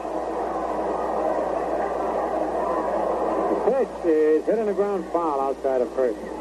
Jimmy bluffed going that time. Took about 3 quick steps and stopped. 0-2 on Keough. 4-3, Cleveland leads. Top of the 5th. 2 out, runners at first and third.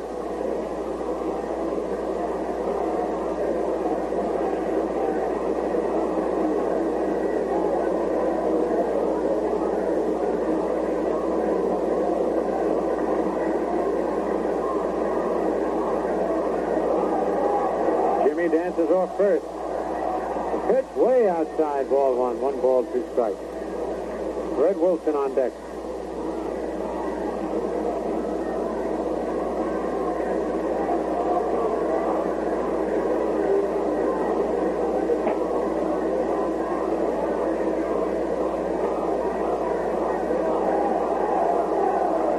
The pitch. Here's a wild pitch, or a pass ball, and a run's going to score. Pearsall goes to second. Phillips scores. The ball hit off Howard's glove. It was a breaking pitch. It's a wild pitch charged to Ryan Duran. run scores. That run is charged to Whitey Ford. A tough break.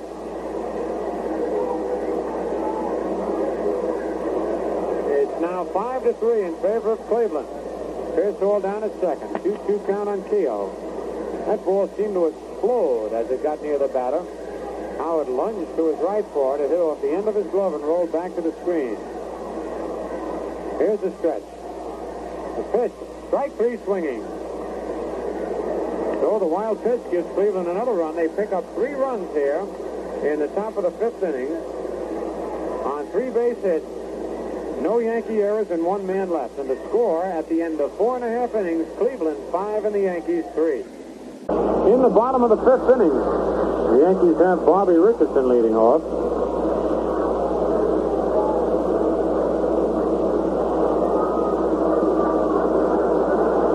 Bobby bounced at second base in the 3rd inning. Dick Stigman out on the mound for the Indians. Yankees won the first game 7-6. In 11 innings, by the way.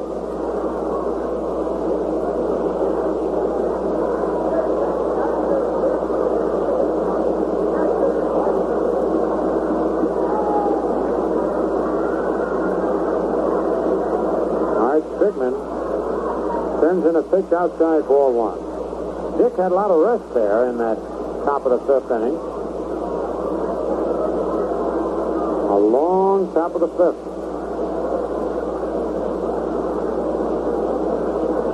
The 1-0 pitch, inside, ball 2. On both those pitches, Richardson bluffed bunting.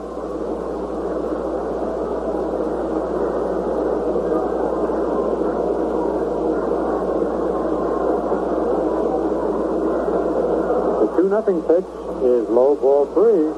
Again, Bobby bluffed a bunt. So Stigman might have cooled off a little bit. We'll wait and see. Doesn't do a pitcher too much good to sit around the dugout.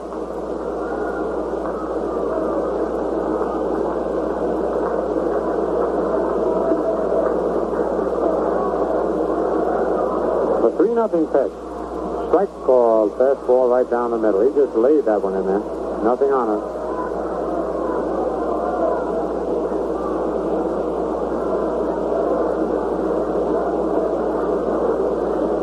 The 3-1 pitch.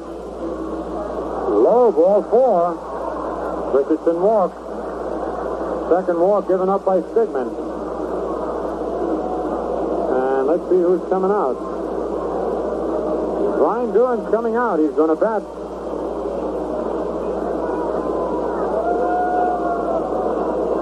Casey saving his pink hitters for later in the game. They really came through in that first game. 4 pink hits, which tied the American League record, by the way.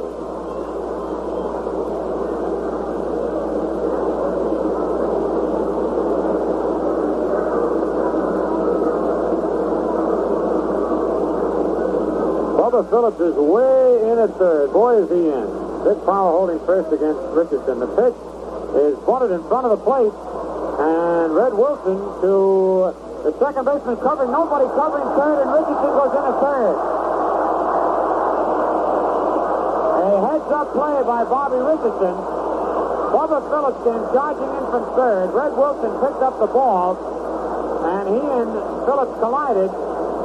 Wilson threw to first, and Phillips could not regain himself and get back to third in time, and Richardson kept right on going around the third. That's what you call a sacrifice. From 2 to 4, from the catcher to the second baseman covering. And Bobby sped in the third and didn't even have to slide. 1 out. Here's Cletus Boyer. Struck out and bounced to third. The infield is playing in for a possible play at the plate, with the Indians leading 5-3 here in the bottom of the 5th inning.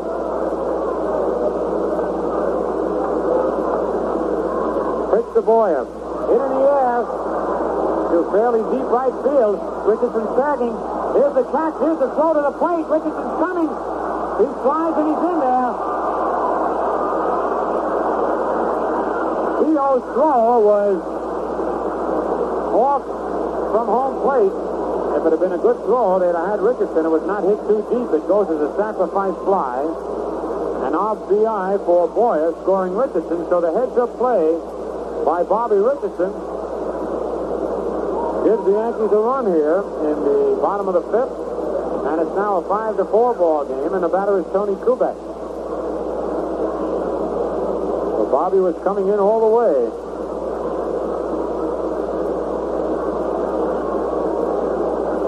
Two out, nobody on.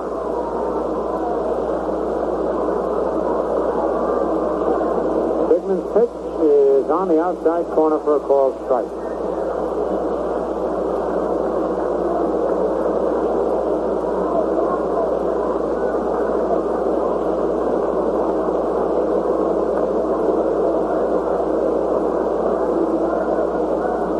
Ball popped into short left field. Francona coming in. De La Ho's calling for it and makes the catch in short left field. A lot of range, that youngster. For the Yankees in the bottom of the fifth, one run without the benefit of a base hit. No Indian errors and nobody left. The score at the end of 5 full innings, Cleveland has 5 runs on 8 hits, no errors. The Yankees 4 runs, 4 hits, and no errors. On the scoreboard, the White Sox beat Boston 9-2. Baltimore took the first of 2 from Kansas City 2-1. In the second game, it's Baltimore 10, Kansas City 3 at the end of 7.5. Washington beat Detroit 5-4. In the National League, the Phillies beat the Cubs 4-2. Cardinals beat the Pirates 3-1 as Brolio bested friend again. Musical's home in the 7th with one arm won it. The Dodgers defeated Cincinnati 10-1 in the first of 2. And Milwaukee's at San Francisco. It's 0-0 at the end of 1 inning.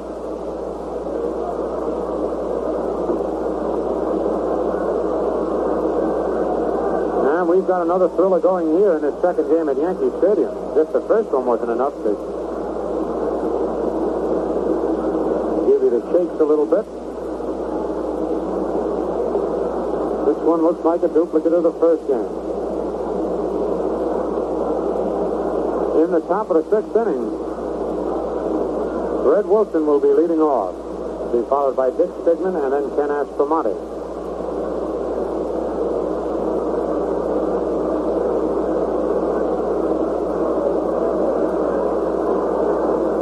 Ryan Duran is out on the mound. Took over for Whitey Ford.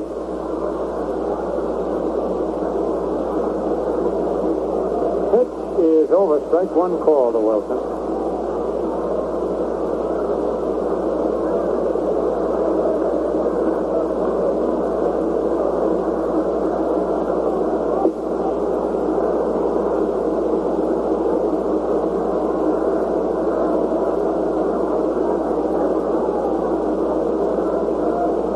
Duran, another windup. Slow curve is inside. Ball 1-1.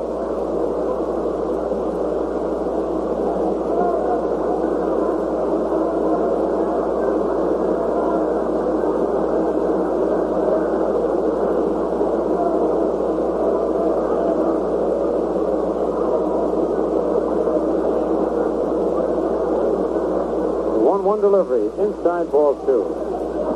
2-1.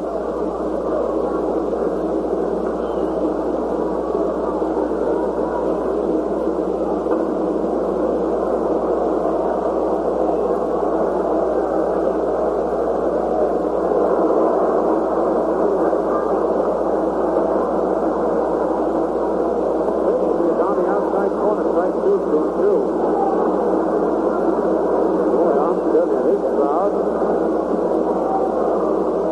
Action breaking out all over the stand.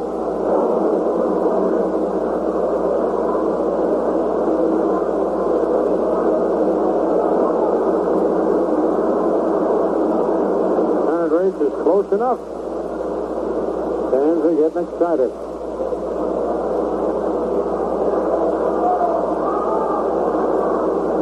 The 2-3 delivery.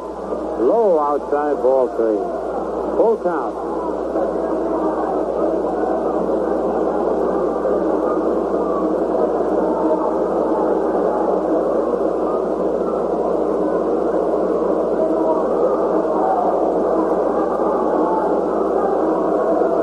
Full count on Red Wilson.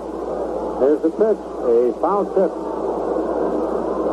Bounced off Frank Umont's chest protector, rolled all the way down to third base. New ball thrown out to Ryan Duran.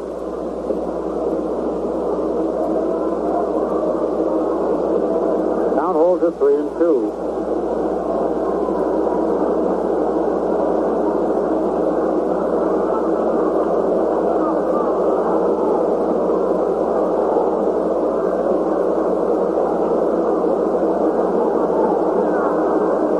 The 3-2 delivery.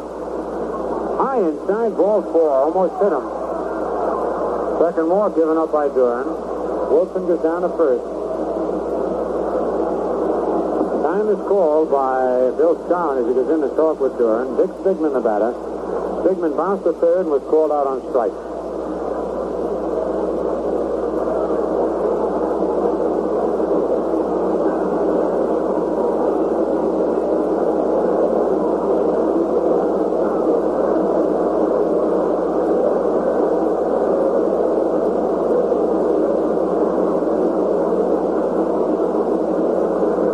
Boy is way in at third.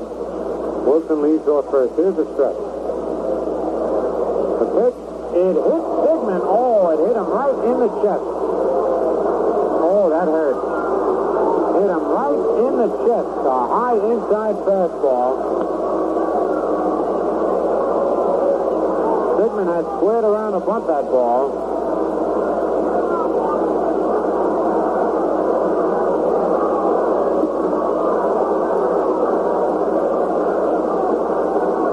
Box, the Cleveland trainer, is out there with Stigman. Red Crest and Luke Appling also out there. Elston Howard looking on. He was really hit hard and hit the dirt. And no matter where you get hit with a baseball, you get the wind knocked out of you. But Stigman's getting up. Oh, man. Dick Stigman couldn't have got hit any more solid with a baseball than he was hit right then. Was not at his head, though. Thank goodness for that. The way Duran throws that ball, a helmet won't help much. Stigman putting on his warm-up jacket. And he's going down to first base. Well, he'll have Joe Cronin's signature on his chest from the baseball. Some of the stitches. Brings up Ken Aspromonte, who's had quite a night. He singled, walked, and homered.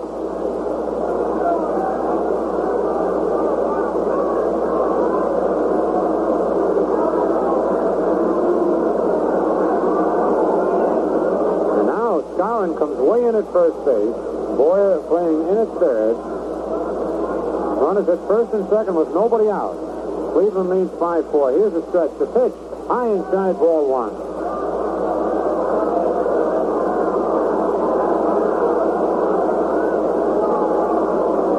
Now Howard asks for time and goes out to the mound.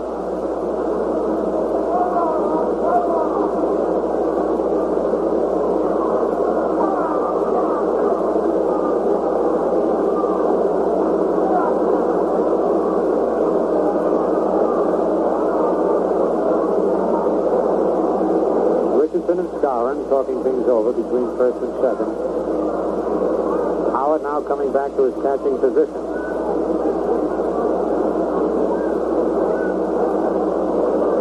One ball, no strikes on Ken Aspromonte.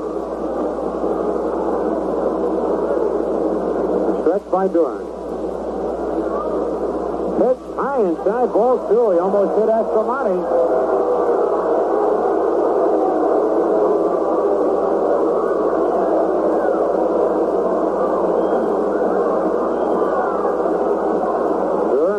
Bit of trouble locating home plate. He's trying to throw the ball hard enough so that if Aspromonte does attempt to bunt, he'll pop it up.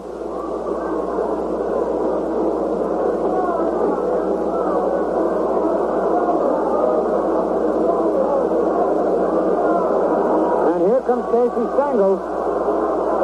Casey Stengels coming out to the mound.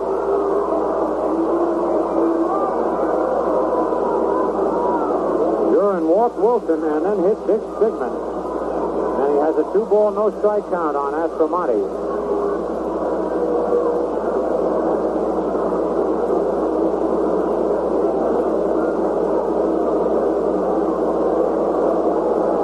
And he's signaling for a new pitcher. That's all for Duran. Ryan pitched just 1 inning. Didn't get anybody out here in the 6th inning. He didn't allow any hits, but he walked 2, hit a man.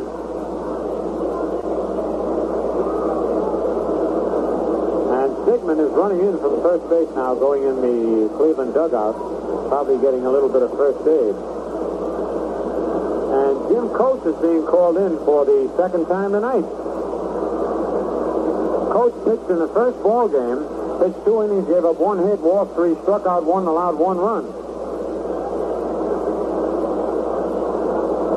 So in the rule book, it said if when pitches are changed, the count is 2 balls and no strikes, and the batter gets a base on balls, charge that batter and the base on balls to the preceding pitcher, not to the relief pitcher. In other words, if Coates should walk Aspromonte, the walk will be charged to Ryan Duran.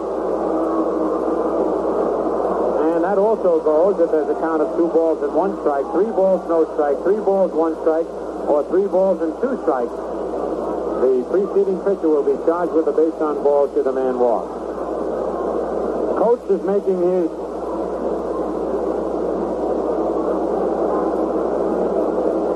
This is his 26th appearance of the year for Jim Coates. He's won 9 and lost 3. So Duran leads.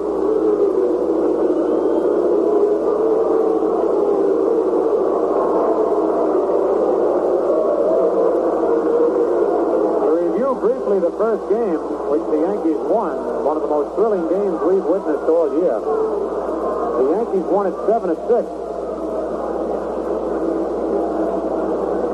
As Howard, Mantle, Skowron homered, and then Yogi Berra, who had 2 homers, hit his 2nd homer, leading off the bottom of the 11th to win the ball game. For Cleveland, Tito Francona had a home run. And the balls were really traveling. 4 of the home runs were hit into the bleachers. Dick Sigmund comes out of the Cleveland dugout. And right now, while Coates is loosening up, we'll pause for station identification.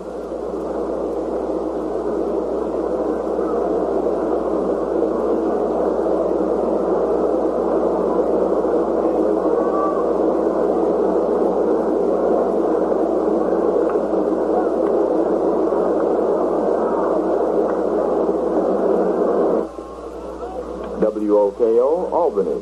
Aspromonte steps back into the box. He has a 2-0 count on him. Skowron in at first, Boyer in at third. Here's the stretch. The pitch is in there, strike 1 call, and Skowron was no more than 10 feet from home plate when Coates delivered the ball. Now Boyer asks for time and comes over to talk with Coates. Boy, we've had more huddles tonight. These are important ball games, though. And it doesn't hurt one bit to go in and talk things over. 2 balls, 1 strike. Fred Wilson at second, Dick Sigmund at first. The stretch. The pitch is bunted foul. Aspromonte is moving around a little too much when he attempts to bunt. He does not stand still. He attempted to sacrifice in the first game. Popped out to Bill Skowron in the 11th inning. Was almost running at the ball when he bunted it right up in the air. Now it's a 2-2 count.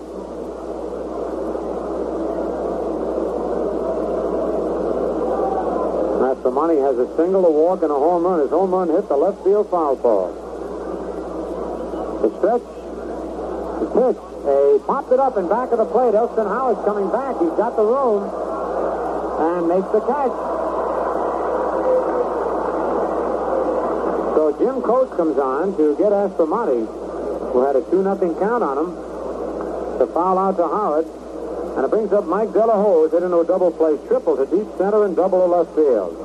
He's driven in a run and scored a run.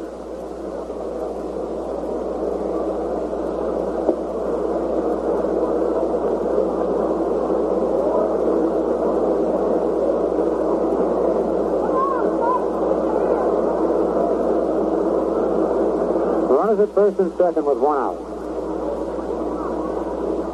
Pitch to De La Hoz is hit on the ground. Skowron up with it at first base, goes to second in time for one. No chance for the double play. They get Stigman on the fourth play as Skowron flips to Kubek.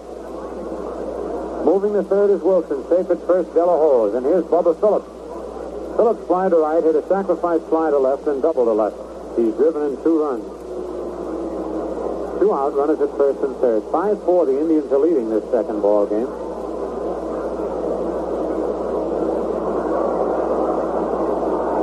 And it is now midnight.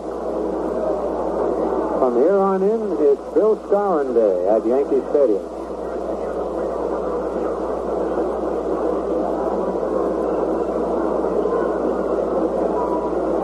Here's the stretch. Pitch popped in the air. Bobby Richardson under it and makes the catch. So Jim Coates does a fine job of relief pitching to get out of the jam in the top of the 6th. No runs, no hits, no Yankee errors. 2 men left to score at the end of 5.5 innings. Cleveland 5 and the Yankees 4. During the summer weekends ahead, a lot of you folks will be planning cookouts, picnics, enjoying all sorts of good food out of doors. And as any good cook knows, it's important that you take along the right drink to give extra zest to your food. And that's why we recommend a refreshing, deeply satisfying Ballantine Ale. The drink that's brewed for you to enjoy anytime, but especially at mealtime. The only drink that gives you the big taste that comes from Brewer's Gold.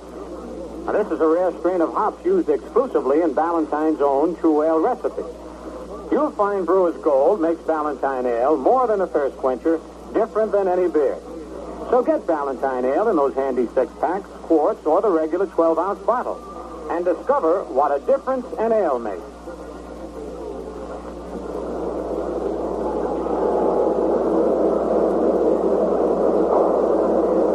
In the bottom of the 6th inning, Hector Lopez, Mickey Mantle, and Bill Skowron will be facing Dick Stigman.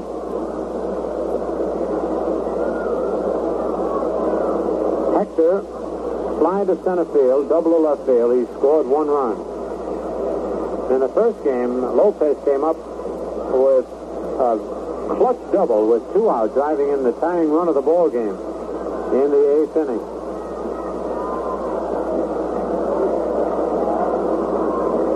All right, Dick Stigman out on the mound. Pitch to Lopez is a curve that's low, ball 1.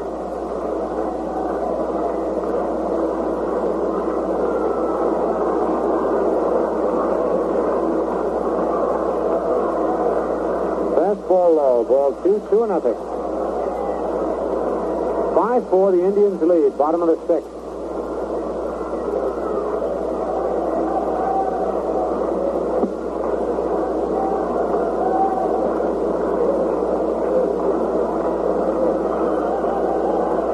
Nothing pitch inside, ball 3.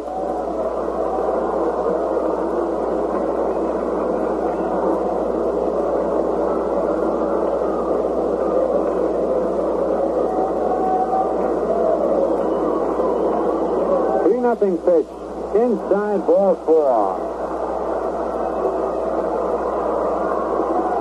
That's the 3rd walk given up by Stigman, and his previous 2 walks resulted in runs being scored. He walked Mantle in the 4th inning, and Mickey scored ahead of Sturz Holman. And he walked Richardson in the 5th inning, and Bobby scored on the sacrifice fly by Boyer. The walks have been costly to the left-hander. Here's Mantle, singled and walked. Vic Power holding first against Lopez. The stretch, the pitch is a curve in the dirt, ball 1.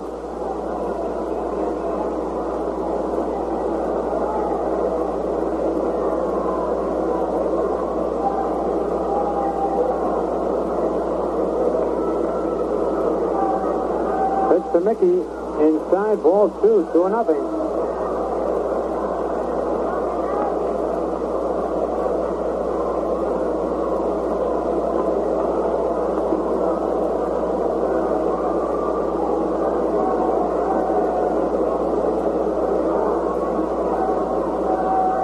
Nothing pitch. High, ball 3. balls, no strikes.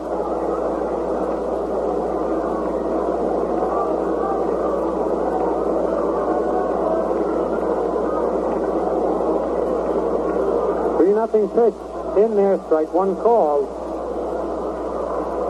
First strike that Stigman has thrown in 8 pitches.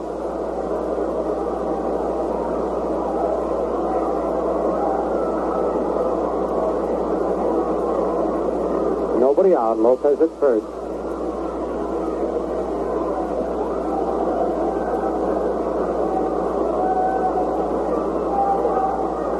Hop foul back and out of play in the upper deck.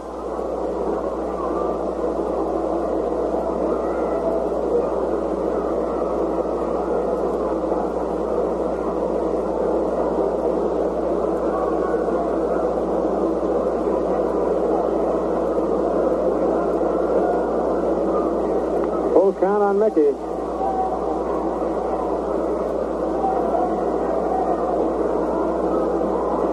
Stigman stretches, ready for the payoff pitch.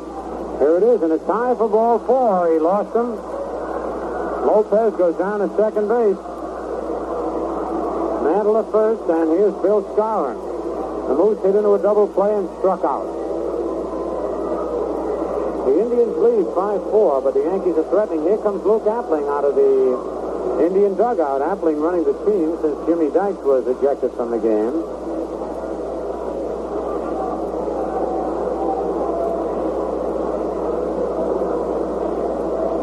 Remember, Dick Stigman was hit in the chest by Ryan Duran's fastball. Let's see what Appling's going to do. Asking Stigman how he feels. Luke looking out towards the bullpen.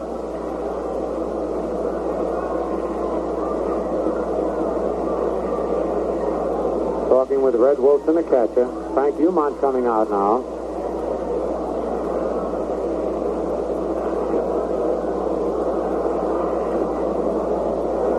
And it looks like that's going to be all for Stigman. Somebody coming out of the Indian bullpen.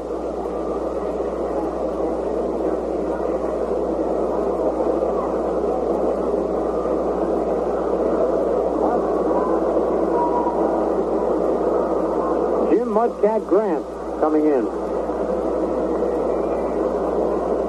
Grant will take over for Stigman. Stigman pitched 5 innings plus. Didn't get anybody out here in the bottom of the 6th inning. Allowed only 4 base hits, but he walked 4, struck out 3, and has allowed 4 runs so far.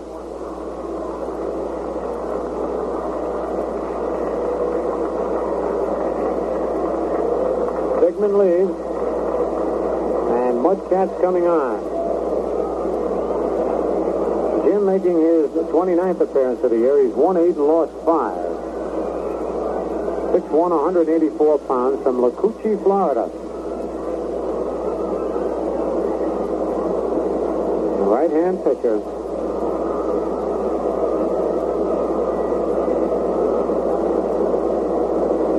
He'll be taking over with runners at first and second, nobody out. And Bill Skowron, the batter, trying to protect Stigman's 1-run lead. Jim Coates came on with the same situation, runners at first and second, nobody out, and got out of the inning.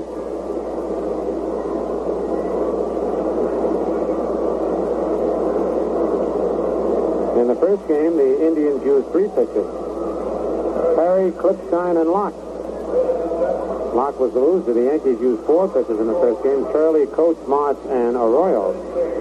In the second game, the Yankees have used 3 so far: Ford, Duran, and Coates again.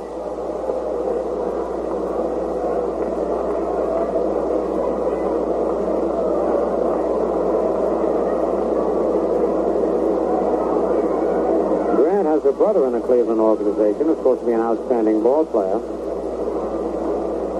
And he's got a nickname to rival Mudcats. I don't know whether it's catfish or swamp water or something like that, but Frank Lane likes to give colorful nicknames to his ball players. Anything to help the attendance. All right, Grant completes his warm-up tosses. Skowron steps in. 5-4, the Indians are leading. Mantle was in getting a drink of water, and Grant was just about ready to pitch. That would have been a dandy.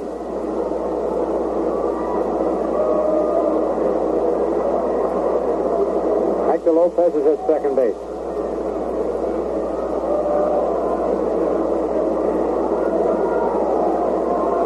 The stretch, the pitch to Skowron, outside, ball one.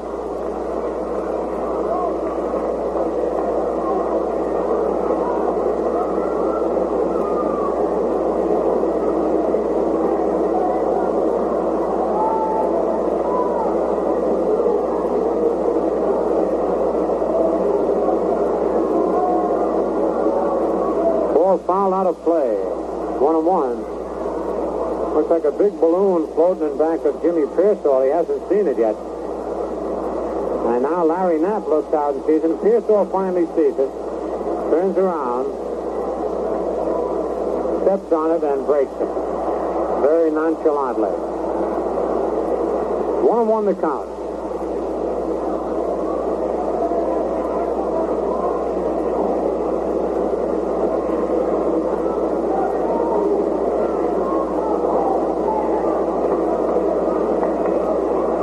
Look down at Frank Crissetti for a quick sign.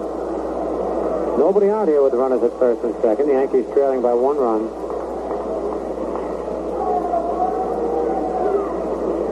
Pitch to Skowron. A ground ball to second base. Aspromonte to De La Hoz for 1. Back to first. Not in time for the double play as Mantle came in there real fast and De La Hoz had a leap to get out of his way.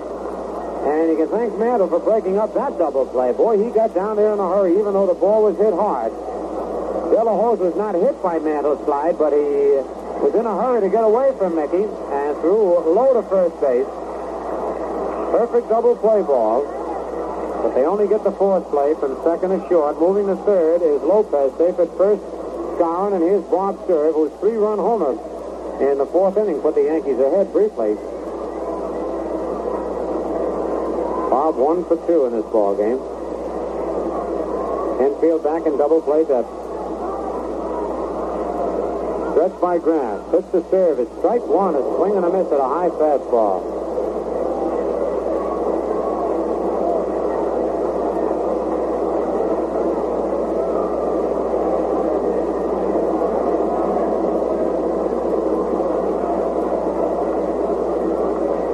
One strike on serve. Curveball pop foul and coming back out of play. Back into the lower box seat.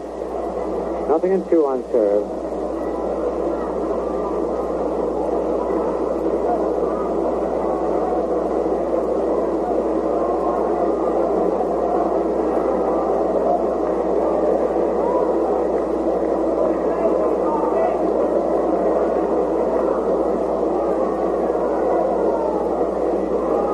Stretch, 2-strike pitch, low outside. That was a tricky move by Grant.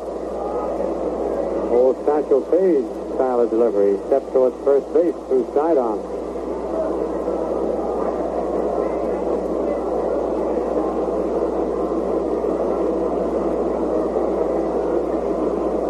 One ball, 2 strikes, 1 out. 5-4 Cleveland lead. Pitch is a little bit high, ball 2, 2-2.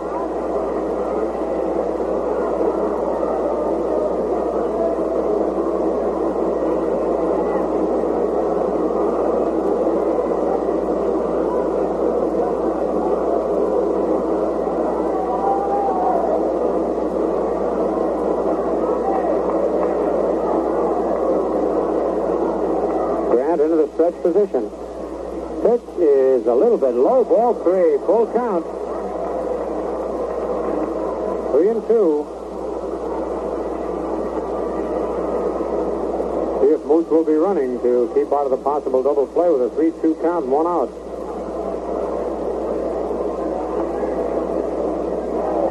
Third steps out of the box. Again looks down at Crissetti.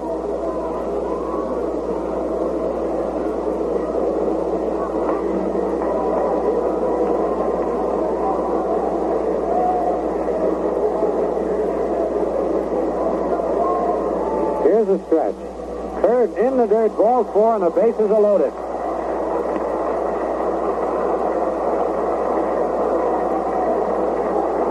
Three men on, one out. Here's Elston Howard.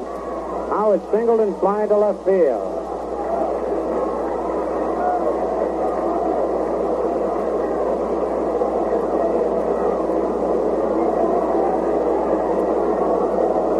Wilson out to talk with Grant. Humont dusts off home plate. On deck, Bobby Richardson.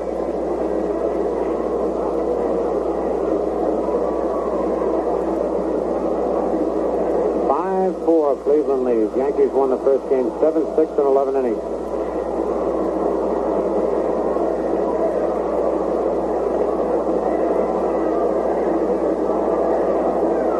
Elston Howard steps into the batter's box.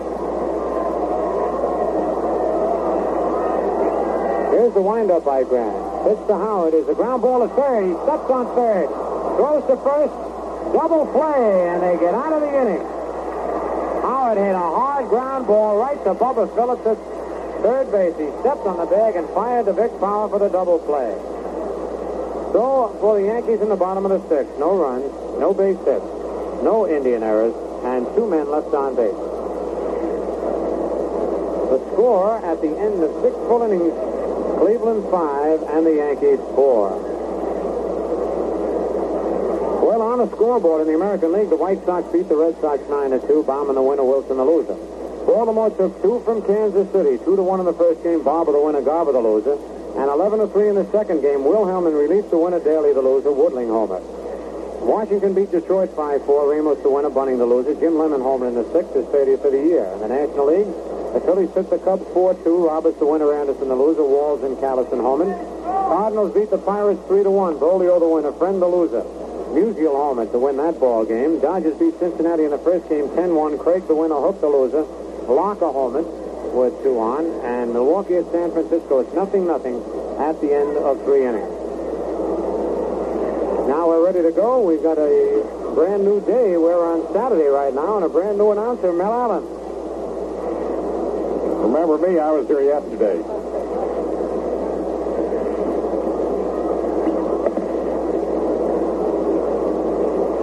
In the 7th inning, Vic Power will be first up. Tito Francona on deck and Jimmy Pearsall to follow. The Indians leading by a score of 5-4. Yankees won the opener 7-6 in 11 innings.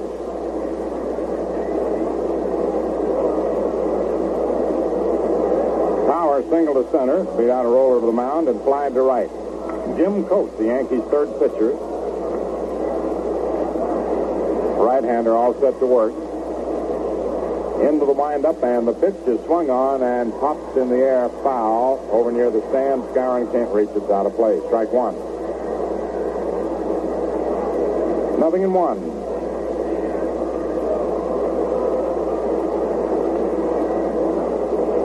No balls, 1 strike.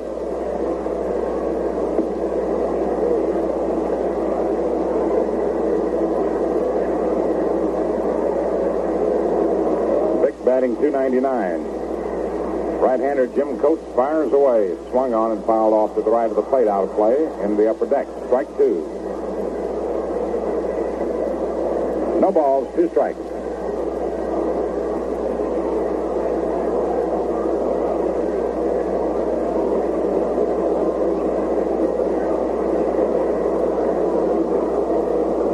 Power wants to have Frank Humont look at the ball. Humont leaves it in.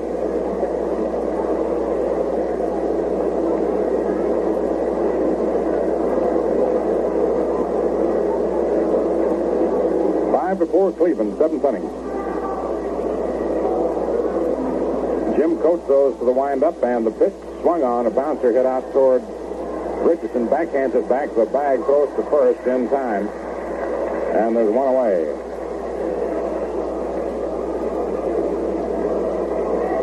Now Tito Francona struck out, grounded to second, and grounded to first.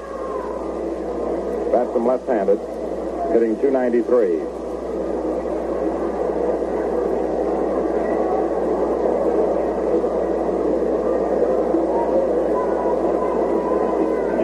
is pitched, swung on. There's a bouncer out to second.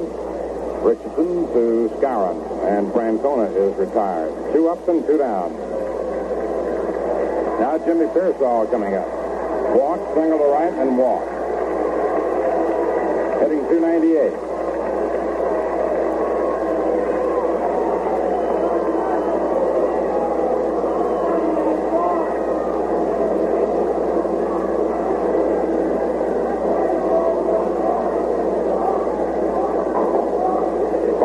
Cleveland, 7th inning. Jim Coates into the windup, and the pitch is low, ball 1.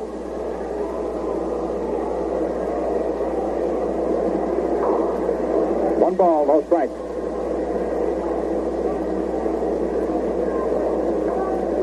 And the 1-0 pitch. Swung on and popped up into the air around the mound. Clete Boyer is under it, waiting, and takes it. The side's retired. No runs, no hits, no errors, no one left on. At the end of 6.5 innings, Cleveland 5, New York 4. I know a lot of you folks have a favorite restaurant. Any of them would be mine right this minute. All of us are having thoughts of something to eat when this game is over. I know you have a special place where the food's delicious, atmosphere is just right, service tops. Wherever it is, whatever your favorite meal, I hope you'll be sure and ask for Ballantine Ale. Enjoy its big, big taste along with your meal. The big, big taste that comes from Brewer's Gold, a rare strain of hops used exclusively in Ballantine's own true ale recipe. You'll find Brewer's Gold makes Ballantine Ale more than a thirst quencher, different than any beer. Ballantine Ale not only gives your appetite a lift, it really brings out the best in beef, chicken, seafood, whatever you've ordered for your meal. Maybe a nice little Hausenpfeffer. Or a Welsh rarebit. Or a veal parmesan. Which you like. Whatever it is, ask for Ballantine Ale with Brewer's Gold. Discover what a difference an ale makes. Gil McDougall, pinch hitting, takes inside for a ball. He's hitting for Richardson. Gil batted for Bobby in the first game. Also in the 6th inning. This is the 7th now. 5-4 favor of Cleveland. Mudcat Grant's pitch is swung on and fouled off to the right of the plate, out of play. A 1-1 count.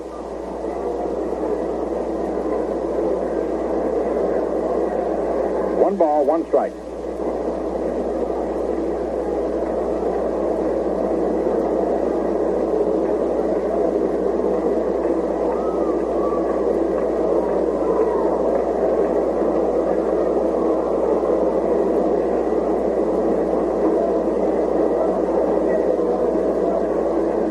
Grant's delivery is inside, ball 2, 2-1. 2 balls, 1 strike.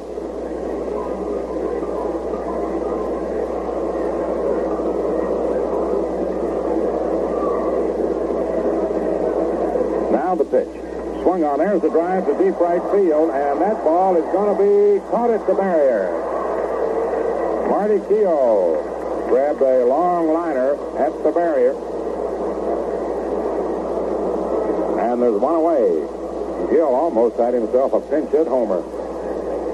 Just a matter of whether Keogh would arrive at the point in time or not. Dale Long is coming out to bat for Jim Coates.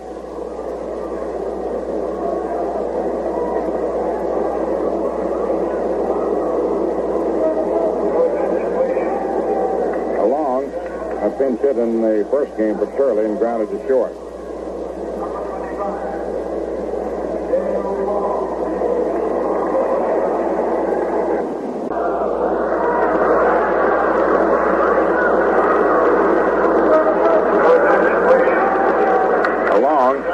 Pinch hit in the first game for Shirley and grounded to short.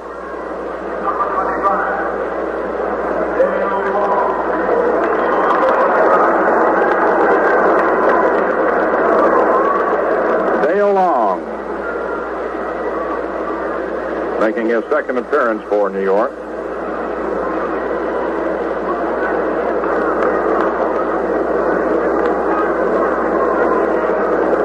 Left-hand hitter.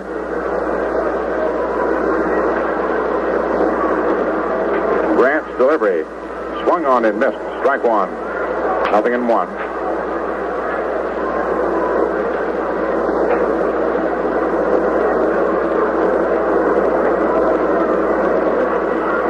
And the one-strike pitch. Inside, ball one. 1-1.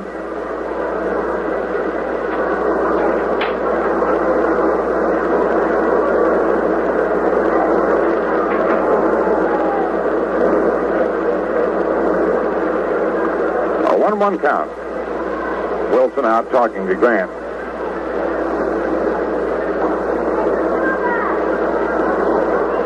We haven't had it yet in any of our games, but one of these days, Cleveland has both Lee and Grant on the team.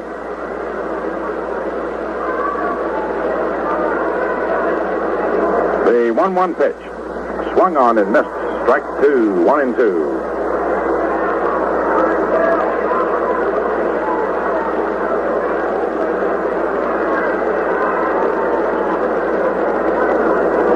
One ball, two strikes.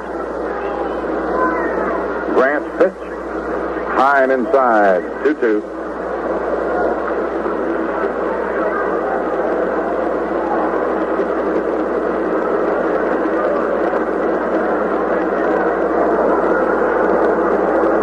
Five to 4 Cleveland, seventh inning. One out, nobody on. Grant ready. And the 2-2 pitch. Just outside for ball three. 3-2.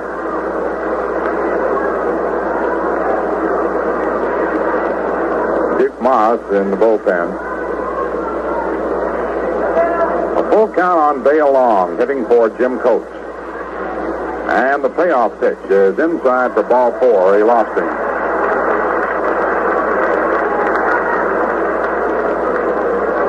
Six passes the Yankees have had. They had 3 of them last inning. Howard hit into a double play to end the inning. The base is loaded. Now Clete Boyer comes up. Struck out, grounded to third, hit a sacrifice fly to right.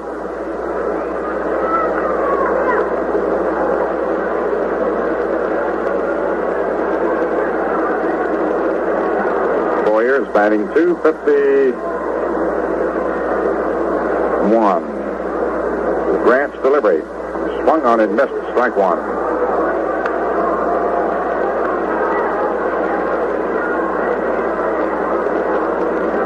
No balls, one strike. 1 on, 1 out.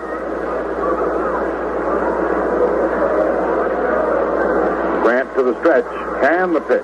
Swung on and missed. Strike two. 0-2.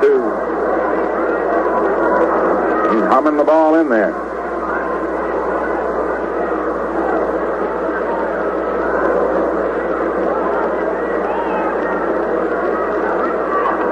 No balls, 2 strikes. And the pitch. Swung on, fouled off right up here. 2-strike count.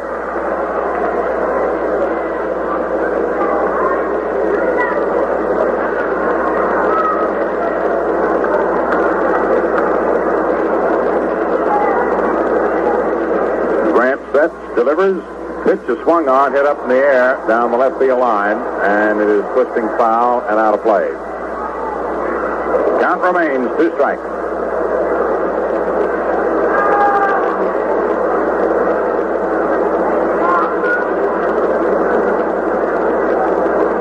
Back on deck.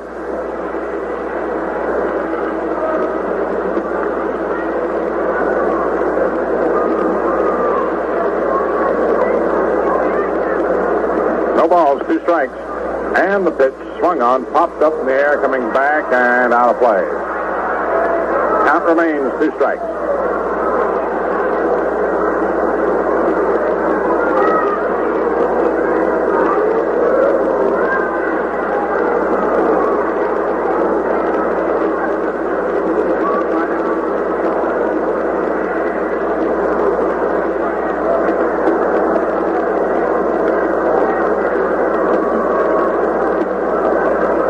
Here's the next pitch.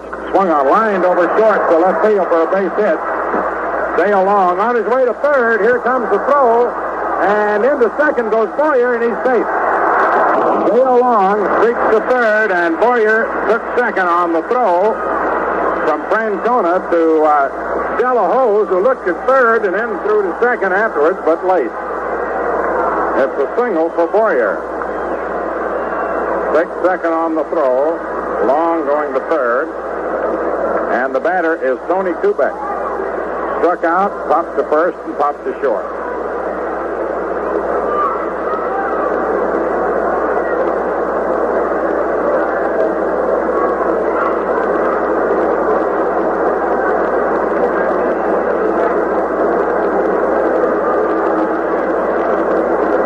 Indians leading 5-4 in the seventh inning.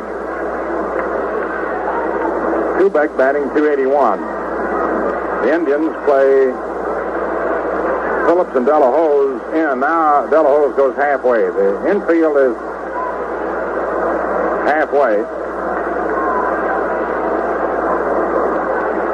Runners on second and third, one out. Grant's pitch. It's low and inside, ball one.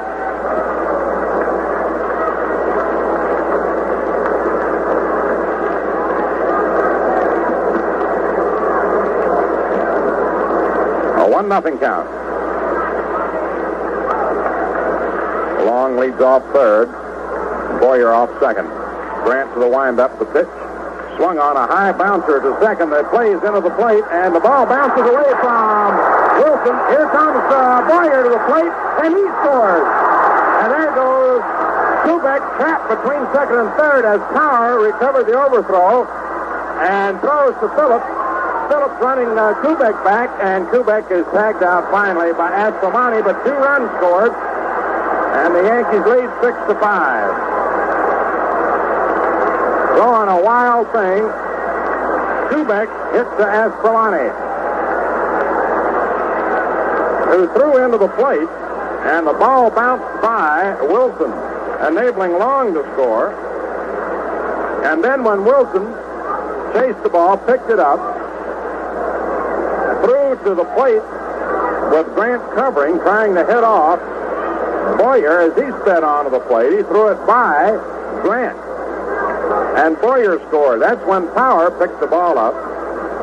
Kubek had rounded second and was trapped between second and third. Hector Lopez takes it low for a ball. So we'll get the scoring on that.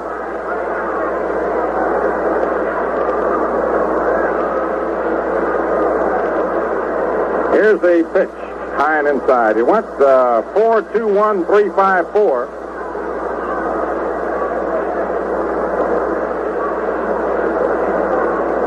Just one error on the play, and that was a throw from Aspromati into the plate.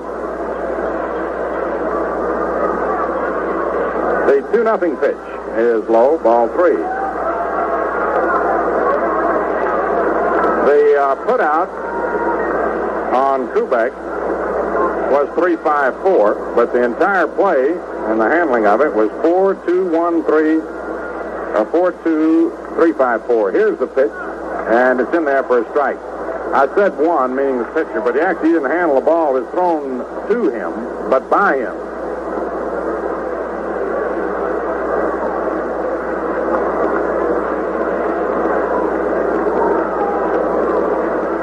To 5, New York. The pitch is outside for ball 4, and Lopez walks. Bringing up Mantle, who singled and walked twice. Batting .273.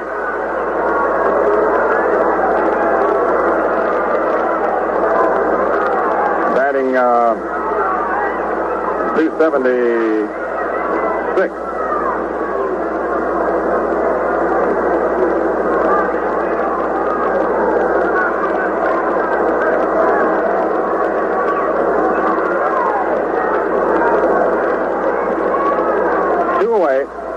And the pitch swung on, fouled upstairs, strike one.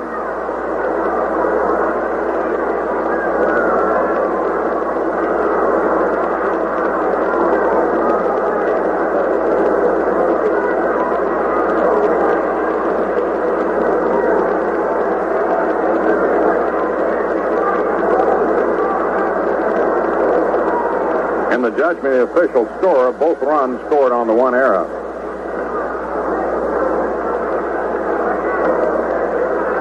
As for Monty's throw, the bounce by Wilson. Mantle takes the pitch inside. Ball 1-1-1.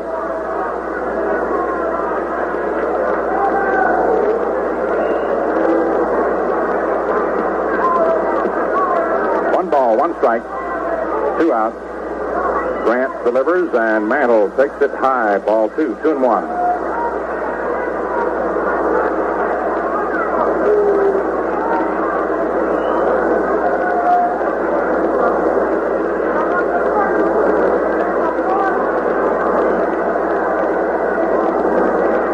One count, 2 away. Grant ready, and the pitch. High, ball 3, 3-1.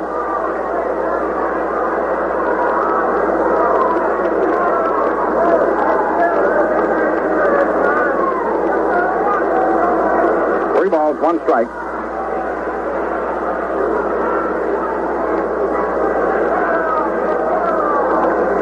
Here's the delivery. High for ball 4, and Mantle walks for the 3rd straight time. 4 walks issued by Grant. 8 the Yankees have had in this game. Had 3 last inning that did not enter into the scoring. Bill Scarron grounded to short into a double play, struck out, and grounded to second. Hitting .308. 2 on, 2 out, 2 in, 6-5 New York in the 7th inning.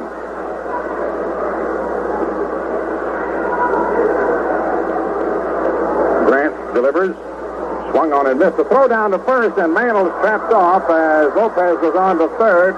Phillips has the ball, running Lopez back to second, and then tags him out. And the side is retired. That went 2 to 3 to 5. 2 runs, 1 hit, 1 error, and 1 left on. At the end of 7 innings, New York, 6 runs, 5 hits, no errors, and 4 left on. Cleveland, 5 runs, 8 hits, 1 error, and 7 men left on base. We pause for station identification. He worked in the first game. And may I suggest that he tries some Ballantine Ale? Ballantine Ale and baseball go together. You'll find Ballantine Ale really goes over big with any of your mealtime favorites, so try Ballantine Ale with Brewer's Gold. It's the genuine. Duke Moss, 4th Yankee pitcher, and this game comes in as we go to the 8th inning. McDougald, who batted for Richardson, playing second base, and Moss pitching. Moss worked 2 innings in the first game, the 9th and 10th, and retired the 6 men he faced. The Yankees won the first game 7-6 in 11 innings. Berra leading off in the 11th with his second home run of the game.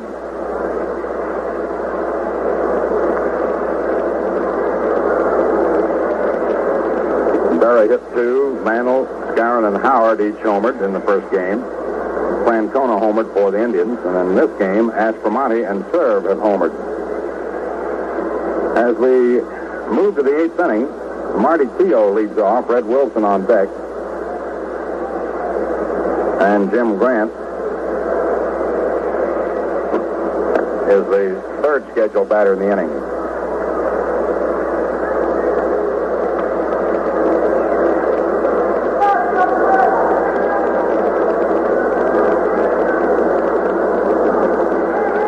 Moss has a record of 2-1, making his 27th appearance of the season. Marty Keogh at bat. A left-hand batter swings the first pitch, grounds it to Scarron, is up with it, outruns Keogh to the bag, and there's 1 away.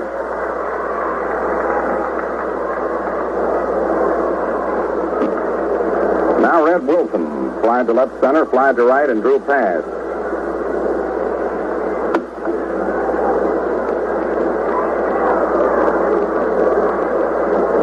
Indian bullpen is busy, and we may have pinch hitter for Grant. Right now, Red Wilson steps in.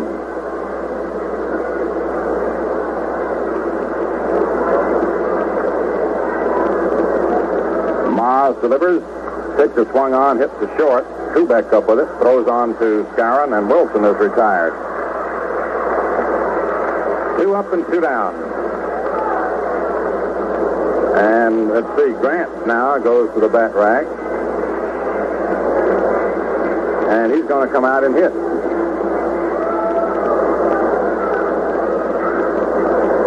Not a bad hitting pitcher. He's at 13 for 48, hitting .271.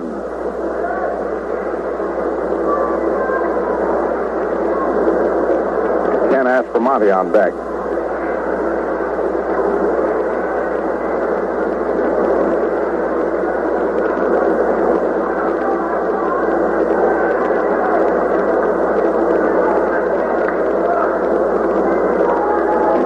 Into the windup, in comes the pitch. Swung on and missed. Strike 1. 0-1 the count.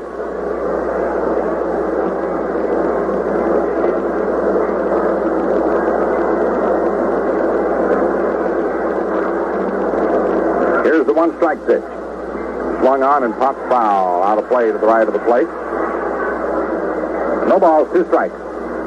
Yankees 6, Indians 5. It's the 8th inning.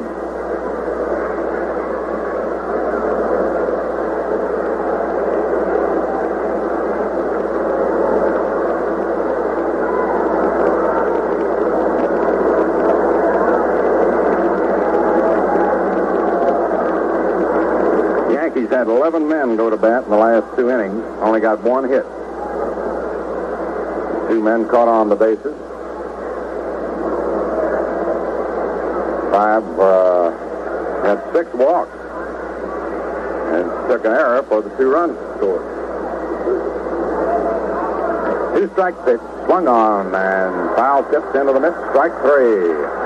Grant strikes out. Sides retired.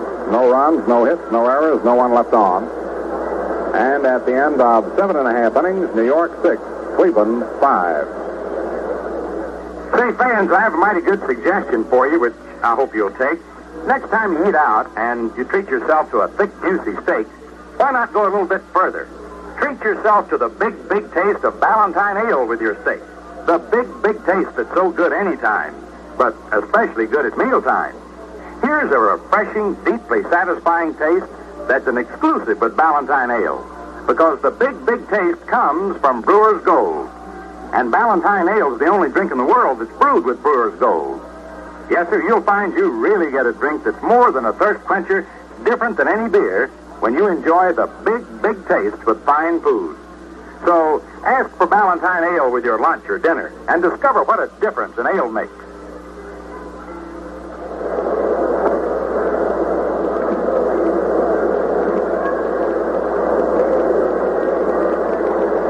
In the last half of the 8th inning, Bill Skowron comes up.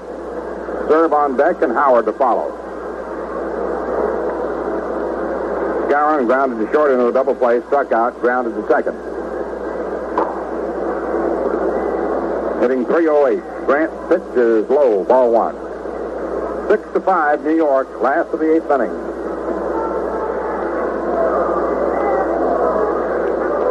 And the next pitch is low, ball 2.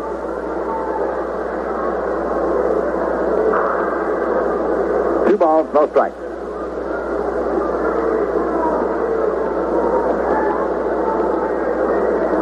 The 2-0 delivery. Flick out, sailed high and inside, 3-0.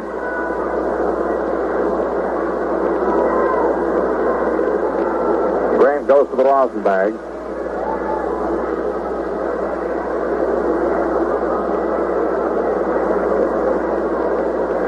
The 3-0 delivery. In there, strike 1, 3-1.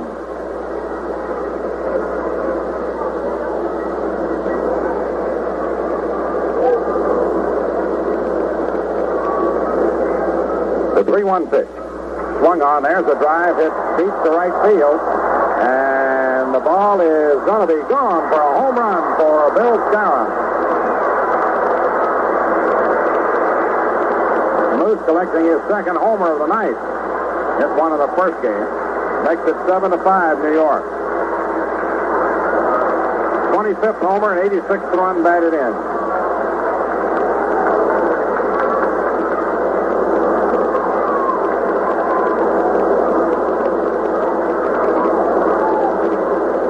Home runs the Yankees have hit tonight. 5 in the first game and 2 in this one. Bob serves, swings and fouls the ball back. Strike one.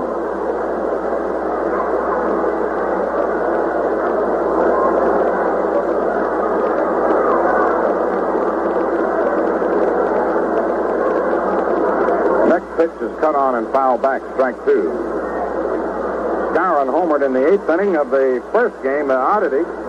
Leading off in the 8th inning of the first game, he homered, and leading off in the 8th inning of the second game. Here's the pitch to serve. He swings and sends a high drive to deep left center. Pearsall way out there under it and makes the catch. One away. 7-5 New York. One out, and the batter is Elston Howard. Single to left center, line to left, and grounded to third in the 6th inning with the bases loaded and one out. Into a double play.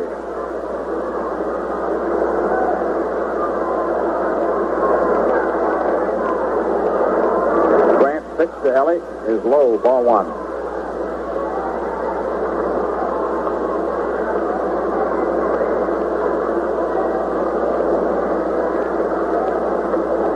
Grant's delivery now is in there for a strike, 1-1.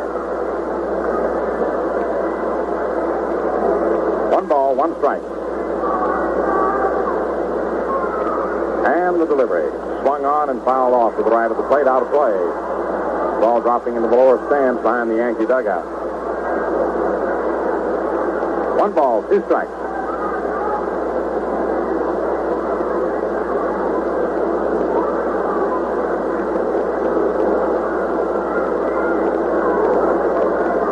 A 1-2 count. Grant's pitch is swung on and fouled out of play. Back to first up onto the roof.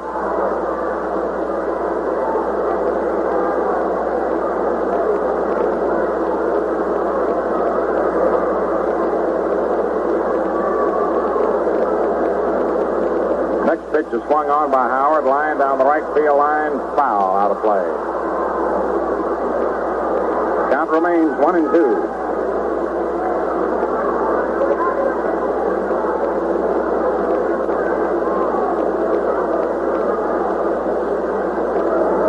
If any of you are wondering, there is no curfew, as there used to be on night games, except in special circumstances. Here's the pitch outside, bounces away from Wilson. 2-2. It used to be that no inning could start after 12:50. The one in progress could continue to its completion. That rule no longer prevails.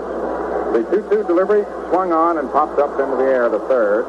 Bubba Phillips moves under it in foul territory. Makes the catch.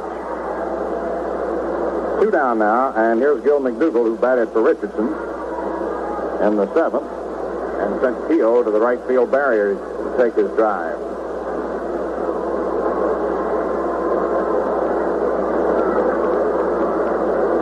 The only curfews that apply now in Baltimore. Here's the pitch, and it's inside for a ball. All night games in Baltimore must be called at 11:59 city time. The 1-0 pitch is low for a ball. In other words, no inning of a night game can start after 11:59 in Baltimore city time.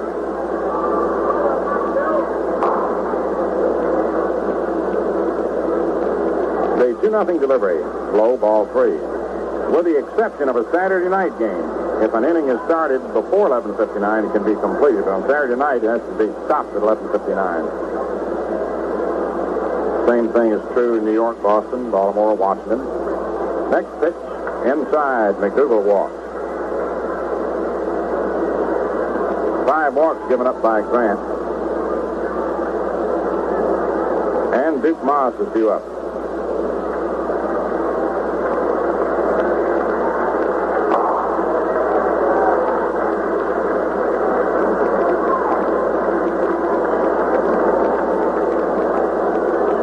Saturday night game is played in Washington. Play must be terminated so the teams will be off the field by 2 in the morning. That's Saturday night, for the Sunday curfew. Here's the pitch, and it's in there for a strike. Saturday night games at Yankee Stadium, Boston, Baltimore, must be called at 11:59. Otherwise, no curfew. Next pitch, high and inside. Ball 1, 1-1.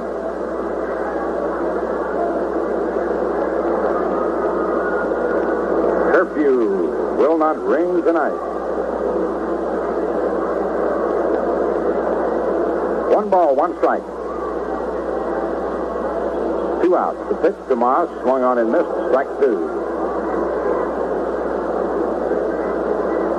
New York 7, Cleveland 5. It's the ninth. It's the last of the 8th. There goes McDougal. The pitch is swung on, bounced high off the plate. Wilson grabs it, throws on to Power. Moss is retired, and so are the Yankees.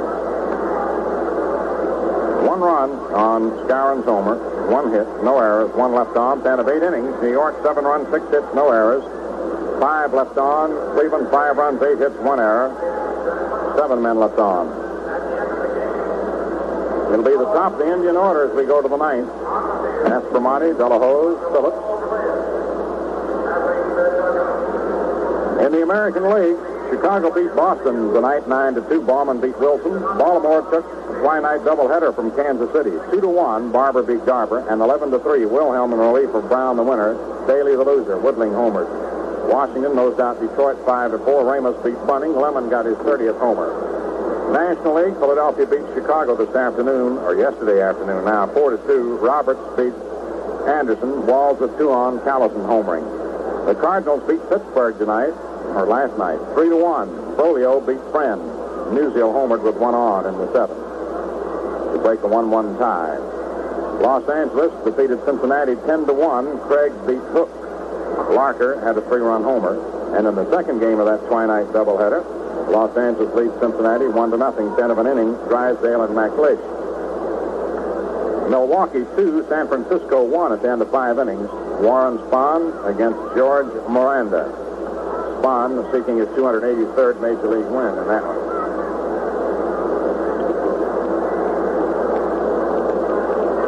In the 9th inning, Ken Aspromonte single to center, walk, homered, foul to the catcher. Hitting .303.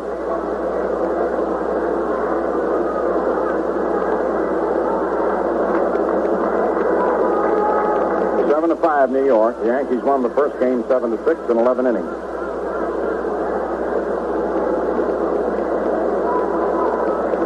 Duke Mars goes to the windup. Here's the pitch to Aspromonte. It's in there, strike 1.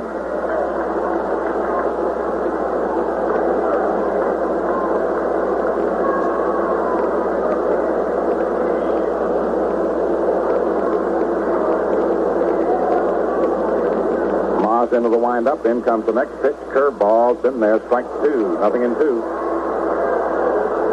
No balls. 2 strikes.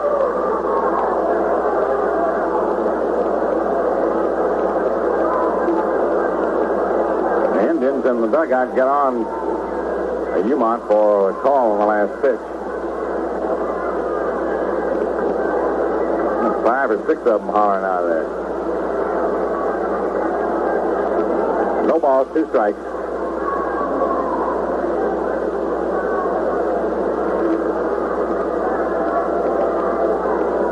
Moss goes to the windup again. Here's the pitch to Ken Aspromonte. Swings on it and pops it up in the air behind the plate near the screen. Howard moves back under it, and he's got it.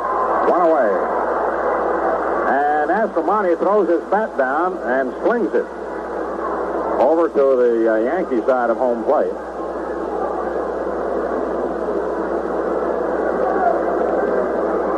Away. And here's Mike De La Hoz. Grounded to second in a double play. Triple to center, double to left, and grounded to first. 2 for 4.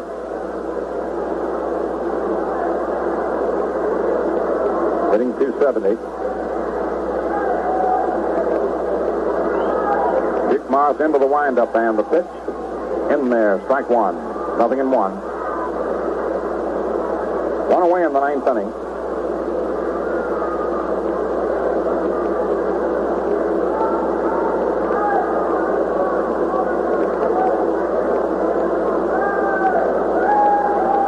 Moss to the windup. Here's the pitch. The curveball low. Ball 1. 1-1.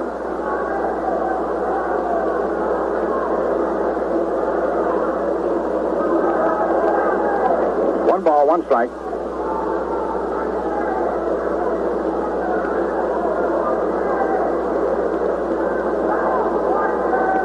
Here's the 1-1 pitch.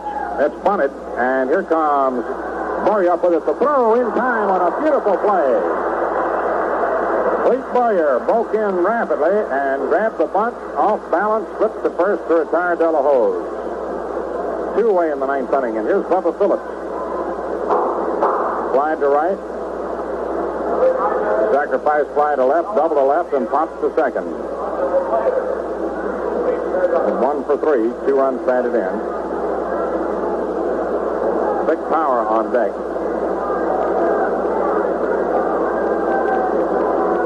Yankees 7, Indians 5, ninth inning.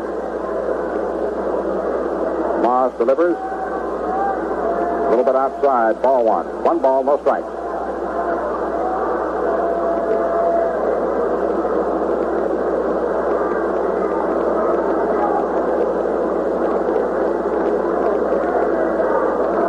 Now the 1-0 pitch. Swung on and fouled back out of play upstairs. Strike 1, 1-1.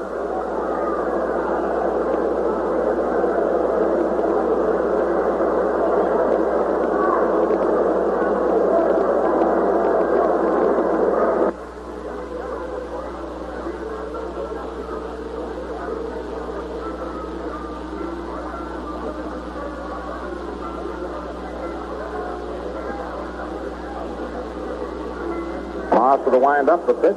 Inside, ball 2, 2-1. Tried to curve, didn't work.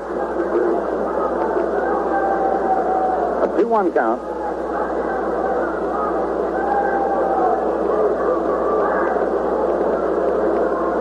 Here's the 2-1 pitch. It sails inside the letters, ball 3, 3-1.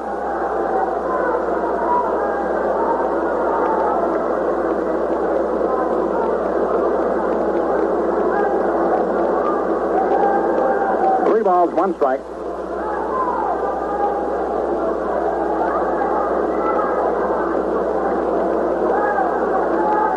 Now the 3-1 pitch. Swung on, fouled off, out of play, back to third, into the upper deck. Full count, 3-2.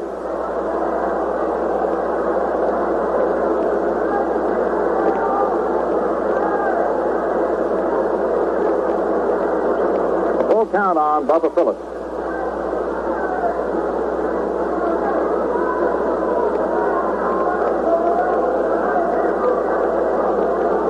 Balls, 2 strikes, 2 outs. Big power on deck. Mars into the windup. Here's the pitch. Swung on and popped up into the air. Howard getting under it. Waiting. He's got it. The ball game is over. And the Yankees win them both. 7-6 and 7-5. No runs, no hits, no errors, no one left on. And Duke Moss pitched 4 innings relief tonight and retired 12 men. He didn't allow anybody to get on base, is what I'm trying to get at. He pitched only 12 men, retired them all. So the Yankees persevere this evening to win 2. Keep pace with the Orioles, who won 2, and the White Sox, who won their game. Now, while we check the totals, you check your supply of Ballantine Ale. Ballantine Ale wins new fans every time it's served at mealtime. Even if you eat at 1 o'clock in the morning, which we're about to do shortly. Big taste really goes over big with food. So be sure and try Ballantine Ale with your favorite meal before our next game, which will be this afternoon. Another doubleheader at 2 o'clock today. The totals: the Yankees, 7 runs, 6 hits, no errors, 5 men left on base. The Indians, 5 runs, 8 hits, 1 error, and 7 men left on base. The winning pitcher is Jim Coates, who wins his 10th game of the year. He's lost 3, and it is his first win since June the 29th. Whitey Ford went 4 innings, was lifted in the 5th. He allowed 8 hits and 5 runs. Ryan Duran worked 1 inning, and he was listed in favor of Coates in the 6th. Duran allowed 1 run. No, Duran was not charged with any runs.